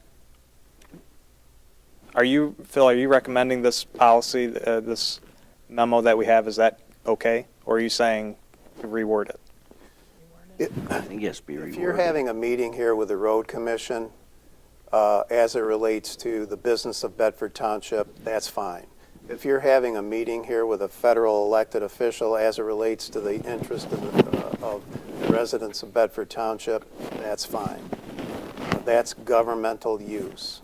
So I don't view that as opening it up to other types of uses, which creates a wider public forum for any type of use. So what I'm suggesting that you do, my recommendation, is to keep it within the realm of Bedford Township business, and that can include the road commission, and oftentimes does. And that can include both your state and your federal representatives. and oftentimes does.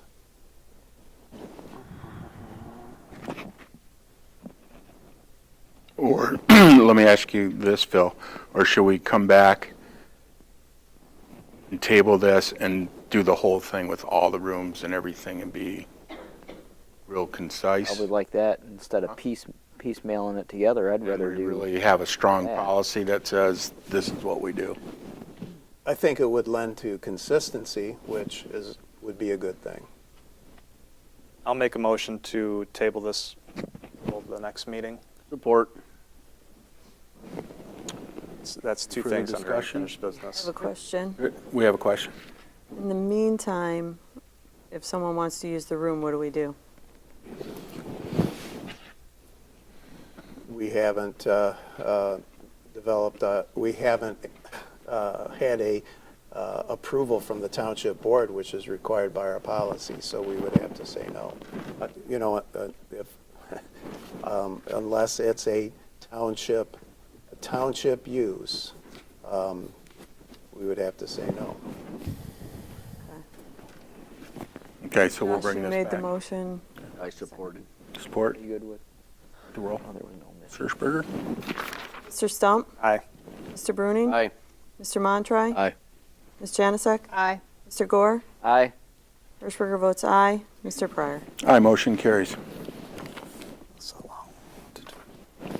Dennis, if you can come up. Saving the best for second to last. Exactly. Did you make us dinner? Is that waiting downstairs for us or what? Tomorrow. Well, I stand in front of you, kind of sad. We lost two good employees. Yeah. And Al's dream and my dream is to have a full-time person working a building. So we're looking for some direction from the board. We can post a job and come up with some applicants to bring to the board to hire somebody. Our other departments have full-time people besides the ordinance department, but they got 3 people that cover that. And I just believe when somebody comes into Township Hall with our building department, they're not just coming in for new home building permits. They're coming in for mechanicals, they're coming in for remodeling, they're coming in for a lot of different stuff. And we post on our door, you know, hey, you don't want to have a sign up there all the time. And Linda was great, and we really lucked out getting a part-time person for 13 years. For the dedication. Right. Absolutely. But realistically, that should have probably been a full-time job a long time ago.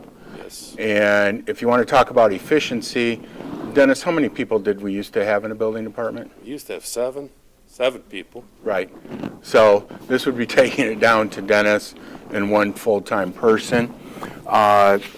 We also looked, when people talk about wage studies, you have to take a look at what's being already paid in the building in terms of administrative help and so on. And we have administrators, and Trudy, correct me if I'm wrong, but the pay range for this position can go anywhere from 35 to later on 46 as they develop and learn the job and so on. So it's not like we don't have a pay scale. We have data that shows what we're currently paying in terms of this position. So I strongly urge that we have a full-time. I don't like having in a department like this because when you have 2 part-time people, a lot of times they're not going to stay, or they're looking for another job, or they want full-time, or whatever. But I can tell you this, there's nothing more aggravating if you're a builder and you want to come in and get permits or whatever, you want to have somebody servicing you, or at least answering your questions. Because keep in mind, Dennis is out in the field. He's doing inspections and so on. He's not there all day long. So that's why I think it's important that we have continuity and we have a full-time person in that position. Between the 2 part-time, how many hours a week were they typically working? Well, at the end, they were pretty much 40 hours a week. Right. And the thing is nowadays, when you hire, and when you have part-time people, you're giving them sick days and that type of thing. So it's not like they don't get some kind of benefits, but I just think with this department, it needs a full-time person. Any other thoughts, comments? Not a problem with the full-time administrative position. We just can't blanket approved for a full-time administrative position. We need to see, is there a pay scale, wage scale, where they starting at? I mean, if we say, yeah, go ahead and hire somebody and you guys want to offer 6 figures or something, which I know that wouldn't happen, but we still need more information, or like what a benefits package looks like. Or are you going to go out and hire somebody, then bring it back to us? Well, I think that's what we're looking for, is something that we can go out and advertise that we want a full-time. The board would hire that person with their degrees and their experiences and their knowledge, right? So that scale of that salary will go with the people that are proposed, right? That'll be the next Right. meeting. We'd have to come to you and, Yeah. to the board and say, hey, Right. this is what we've offered this person within the realm of our building. I mean, we're not going to come out and, and say, hey, you're gonna get 50,000 or whatever, and we've had somebody that's been working here for 10 years. That's not even the question. Right. Question is, we want a full-time Just a position. full-time. That's all we're doing, is saying, Yeah. do we want to make this a Salaries full-time? Right. next. Because you have to budget for it. Right. There's not even a full-time position created in the building department. It's 2 part-time. We'll have to tackle that in this next. Exactly, yeah. We'll have to see what kind of candidates we get. You know what I mean, in terms, hey, what have they been making in the past? What are they looking for in the future? And then kind of go from there, and then bring it to the board. To see. So are you saying that, though, in general, a wage scale? I've been asking for a wage scale for a while.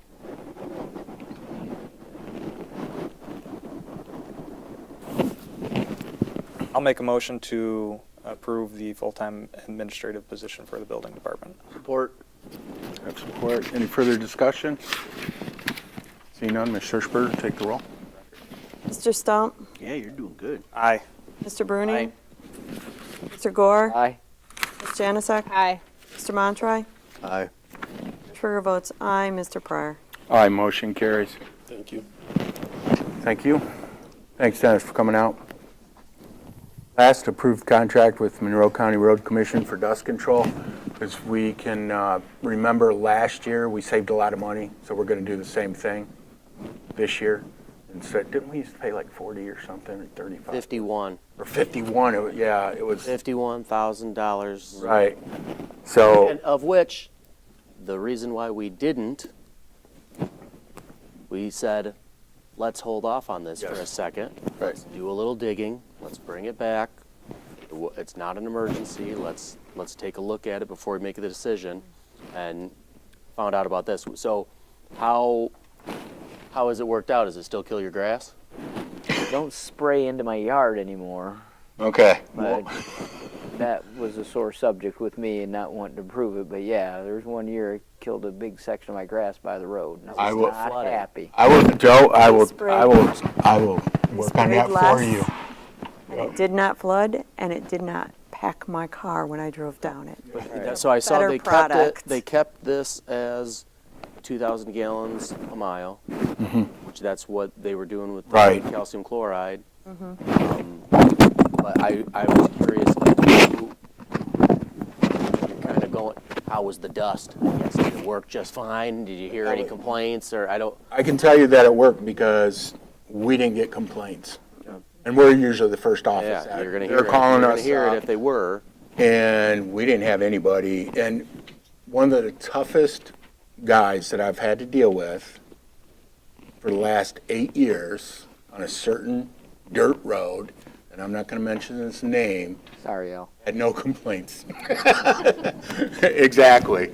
And, so we just, it worked out great, and for the price, I have no issues with it. $35,000 a year because we Exactly. took a second and And looked at it. we'll talk to them again about, because what they were doing is, when they had leftover, they would just dump it. So now we told them, no, go dump it on the roads that need it the more. Yeah. Don't dump it on the back neighborhoods that flood. My problem is my street, Oh, yeah, White. half of it is paved, so they'll keep going even onto the paved section, and that's where I'm at, and that's where they got me. So I can mention that to them. So maybe they can turn it off. turn it off before they. Exactly. Yeah. Can I get a motion? I'll make a motion to approve the contract with Monroe County Road Commission for dust control using the mineral well brine as presented. Support. We have support. You want the cost In the amount of $15,077. Add on, yes. Any further discussion? Seeing none, please take the roll, Ms. Hirschberger. Mr. Montroy? Aye. Mr. Bruning? Aye. Mr. Stump? Aye. Mr. Gore? Aye. Ms. Janusik? Aye. Hirschberger votes aye. Mr. Pryor? Aye, motion carries. Next, comments from the public. Comments limited to 2 minutes for each individual.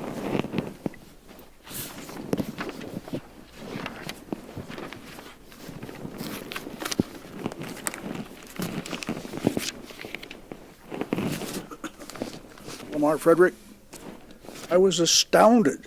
I was flabbergasted on the rezoning. You spent any time at all listening to what Mr. Jindo proposed to do with the property. It's not the question before you.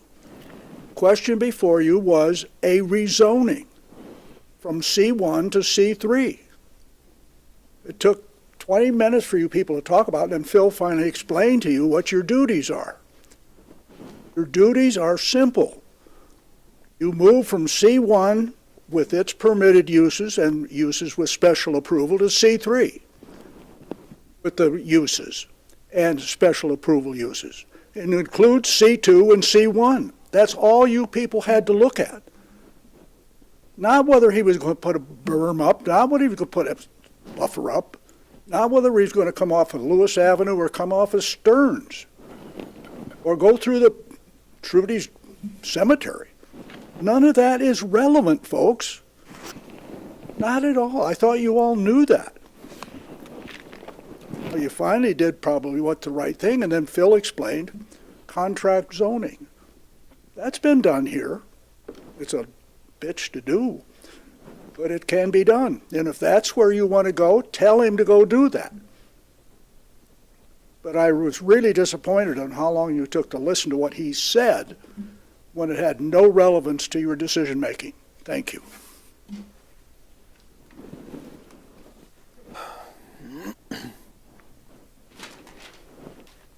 Gail Kane Temperance, that's why page 16 and 17 was mentioned, folks. I would like to see that our public hearings for BZA and planning, which are statutory meetings, be posted on the township website. It would be nice if our liaisons brought it up in comment time at our meetings. And I'm questioning any truth to the fact that there's a rumor, okay, it's a rumor, that our property assessments were being done by Google Earth. So I don't know if there's any validity to that. And there's talk that the Toledo water intake is going to increase. So do we have a voice at that table? Is this going to be an increase in our water cost? I'm sure it's early at this point. But the question is do we have a voice at that table? We are not privy to Temacog. And again, for that area, that Stearns and Lewis, that's not the corridor. The corridor is at Smith and Lewis. So if you're wanting to have a gas station in our state there, that's probably where it should go, because that is the commercial corridor. Is that Stearns and Lewis is not it. It's congested. It's already second highest for accidents. So that's the long term and short of it, and I'm glad you went along with our planning advisor. If you're not going to take that into advisement, there's no reason to even have that process in place. Thank you.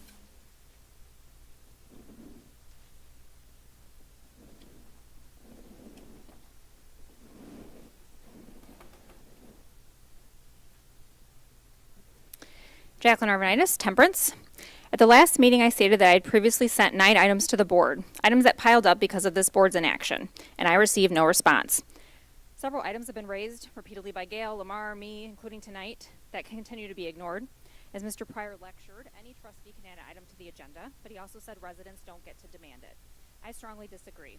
Residents should not have to demand representation, but when we are ignored, we have every right to demand accountability, transparency, and action.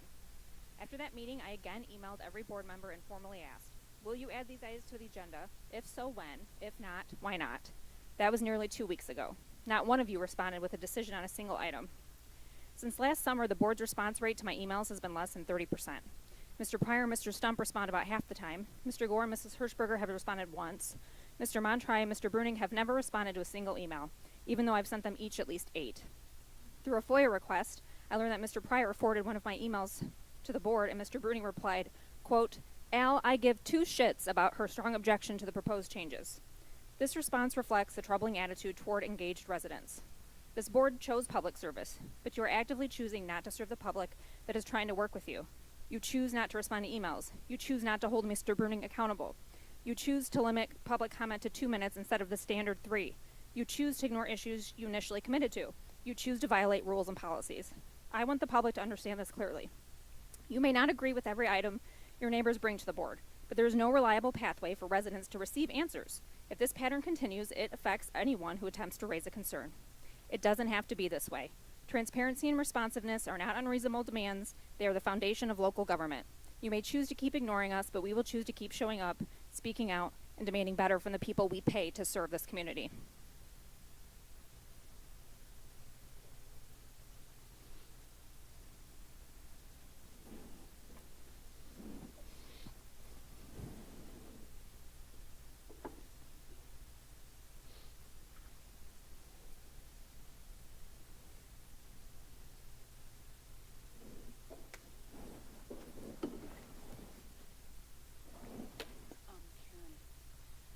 This board, upon receipt of an ethics complaint against Todd, chose not to censure or even hold a vote, and further did nothing when he defied its weak recommendation to censure himself.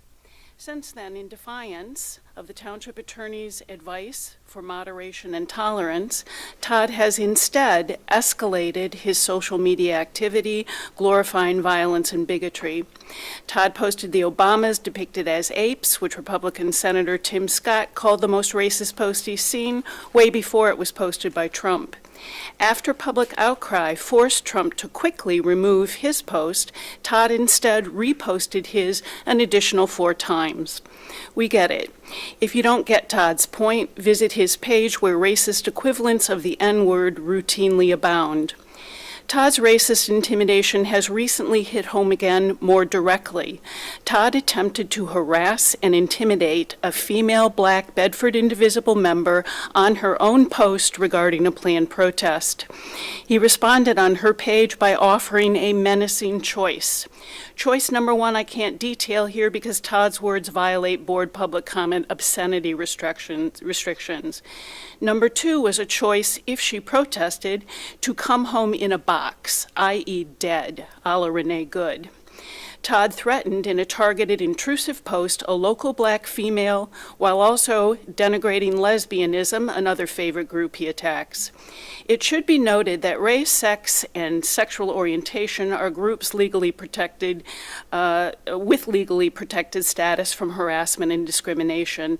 I requested without reply a township legal opinion regarding Todd's liability regarding any township liability incurred by Todd's actions. Todd is a liability for the whole community in so many ways.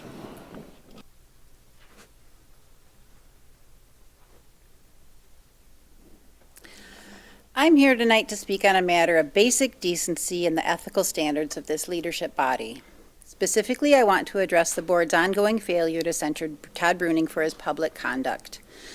We are all aware of the posts, racist, homophobic, and generally contemptuous content shared both on his personal Facebook page and across the accounts of others. Let's be clear, Mr. Bruning absolutely has a First Amendment right to post as much vitriol as he wishes as a private citizen.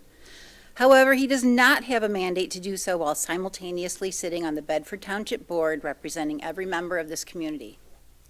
The board has a set of established rules of ethics. Those rules are not suggestions. They are the framework that ensures that those elected to represent us do so with a modicum of respect for the diverse population of Bedford Township. By remaining silent, this board is signaling that these ethics do not apply to your own members. This inaction is a dereliction of your duty to the people you serve. And finally, a brief word for Mr. Bruning. You often like to suggest that those who challenge you are obsessed or that you live rent-free in our heads. I want to clear that up for you tonight. You don't live rent-free in my liberal head. In fact, the moment I walk out of these doors and leave this room, I give you no more thought or concern. I spend my time living a life of purpose, helping this community through education, service, and peacefulness. My focus is on building up, while yours appears to be on tearing down. If you truly believe that those standing up for decency are preoccupied with you personally, I hope this realization eases your obviously small mind. I urge this board to finally take a stand, enforce your own ethical standards, and formally censure Mr. Bruning.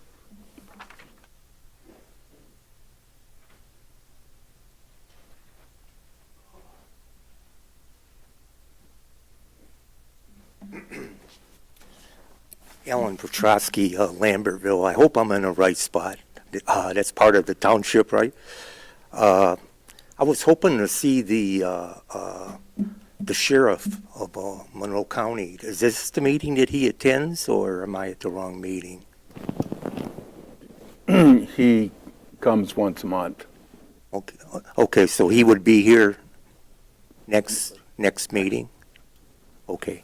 The other thing that I'd like to say, it was interesting that you guys were talking about the use of this building. I was the president of an HOA and a treasurer at the same time, and we used the Bedford Library, and they were quite accommodating with their hours and everything like that. I wouldn't want to see any groups use this government building unless they have something to do with the government of this township. In today's world, as you know, we got a bunch of lunatics running around here. You really want to have people that we don't really know who they are or what they represent to come in here. I believe this is your room, and the township's room, and the government's building. And anyway, just my opinion. But I just wanted to address the police chief. I live in a subdivision, Crystal Waters, and I had my truck stolen back in June 9th of this year. And unfortunately, you know, I'm an old man. I left my keys in my truck. Shame on me. They came there about 5 o'clock in the morning and stole the truck. I woke up at 6 o'clock in the morning and looked on my phone. Looked outside and my truck was gone. I said, where did my wife go at 6 o'clock in the morning, knowing her car was out there? Well, my wife was in bed. I found out the truck was missing. I looked at the... Thanks for your comments, sir. Time's up. Time's up? Yeah, well, Anyway, yeah. how would you like an answer there? How long does it take for fingerprints Sir, to be your looked at? time's up. Sorry.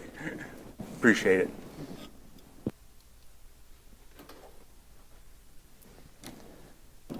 Any other public comments?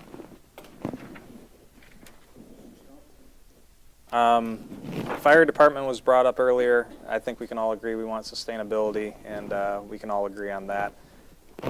You brought up the sheriff. I ran into him last week at the State of the State, and he mentioned about flock cameras and getting some money from the county, and that he's going to be potentially coming to us to see if we're interested in some flock cameras at the state line, and that was on the county's dime, is what he had told me. So he did say he was going to try and make it at the next meeting. Regarding Todd's Facebook, this is a question for Phil. Can we just censure Todd's Facebook in perpetuity moving forward forever and not own any of the posts that he makes? Because, so the issue is, like, he's going to make a post and then the next day there could be another post, and I just don't see the viability of us just adding an agenda, hey, item A, B, C, 1, 2, 3 of all the posts that may cross the line and how long of a meeting that could be, right? I don't see that being something this board is going to do. So could we just say in perpetuity, the whole page, once and for all? She laughs, but I'm kind of being serious. Well, I don't get on Facebook at all. I don't look at Todd's posts except when they're presented to me. So to censor all of his posts may be inappropriate because perhaps not all of his posts are inappropriate. Again, it gets into what he does on his time, which is protected by First Amendment that was recognized tonight. So if the board felt appropriate, if the board believes that it's a violation of the policy of the board, the content of the post being made by Mr. Bruning, if the board felt that that constitutes a violation of the policy and chooses to censor that, those posts and that activity, it could do that. I guess I wouldn't get into future posts because that's being speculative. You don't know what's going to be posted in the future. Yeah, pretty good idea. You're supposed to send me one. Are you good, Josh? Yeah. Mr. Bruning? Everyone have a good night, good weekend. Mr. Gore? A couple things. Lamar, thanks for your comments. I appreciate it, but you're killing me. 1 minute we're not discussing stuff long enough, and now we discuss things too long. Yeah. Come on. No, I love hearing from you, but thank you. Sir, as far as your truck being stolen and fingerprints, fingerprinted trucks hundreds of times in my career. When they come back, and they might even be back and they've already closed out the case. Not necessarily, honestly. I mean, it's a low priority, so it just sits on a shelf somewhere. I mean, it is compared to what I understand, but I don't want to get into interaction. I'm just telling you from experience what goes on with fingerprints, and more likely than not, nothing came back on them. So you can check out with the deputy that took your report. Reach out to him. Go ahead. Talk after. Yeah. Back and Well, forth. I'll talk to you afterwards. Yeah. But anyway, everybody, have a good evening. Mr. Montry? Nothing from me. Ms. Jandisat? I'd like to say congratulations and good luck to the wrestlers that will be wrestling this weekend at States at Ford Field. We have Cody Duvendek, Max Benor, Tristan King, Nolan King, George Yockey, and Zach Miracle. Good luck to the boys, and hopefully they do well. Everyone else have a good evening and a great weekend. Ms. Hirschberg? Just want to look to know that the clerk's department will be closed this Thursday, March 5th. We will be in mandatory election training. Great. To let the board know that we have been meeting with the chief in terms of the millage and strategies and so on. And we've got some marketing people that are involved in terms with social media and so on. Chief has been very receptive, and we think we can launch a good campaign. So the other thing is pickleball courts are almost, they're about 90% done. When the weather warms up, we'll be able to stripe them and that type of thing. What I do want to mention, because I had an email about pickleball courts, our park board does not receive a millage. Any money they get comes from our general fund. And it's extremely hard to fund parks. We've only had 2 projects in probably, I don't know how many years. They did a basketball court. That was like several years ago. And we did the pickleball courts. And if it wasn't for the Lions Den, we wouldn't have some pavilions because they built those. So when we take a look at our parks, we don't have tons of money that, oh yeah, let's go do this or do that and so on. So we really have not spent a lot of money on parks over the last 10 years. It's been maintenance, trying to fix swing sets and playscapes and that type of thing. So, but we are getting close on the pickleball courts for everybody out there who is a player. The other thing too is we need to thank groups like 3B Baseball. Most people don't realize 3B Baseball takes care of those fields quite a bit. And they put money into it. So they're not coming to us every year saying, hey, we want money. So we need to thank them. And the other people that work on the parks and so on and do volunteer stuff, we thank you for that. In terms of the roundabout, it is coming, it's scheduled. Meetings are starting to happen in terms of it. So that project is full go ahead that we're doing. In terms library, we're going to be putting out the bid, just so you know. get this parking lot fixed, also the library parking lot fixed as well. Over the weekend, we had a toilet kind of blow up at the library. We literally, it was, I got the phone call, and we went in there, and I called Pat, and I want to thank him and Adam. We were saved. The water was able to get turned off, but I mean, that water made it all the way going towards the desk. So if you can imagine where the bathrooms are, that water was flowing. So I will say this, in terms of the maintenance building, we had just stocked it with new fans. We got a new shop vac, those types of things. Pat was able to get in there, do the extraction, get it dried out. We didn't have to call the restoration company. So it saved us thousands of dollars, because I know what those guys charge when they hit the door. So, but everything is fixed so far, and is looking pretty good over there. The question about who has a voice about water, South County Water makes those decisions in terms of when they go in contract negotiations with the city of Toledo. So they are the ones who, and they are managed by the Monroe County Drain Commission. So Bedford Township does not go to Toledo and cut a contract. It's all through those two agencies. So other than that, I pray for our service people that are over in the Middle East right now, that the good Lord overlooks them, so oversees them. Other than that, Motion to adjourn.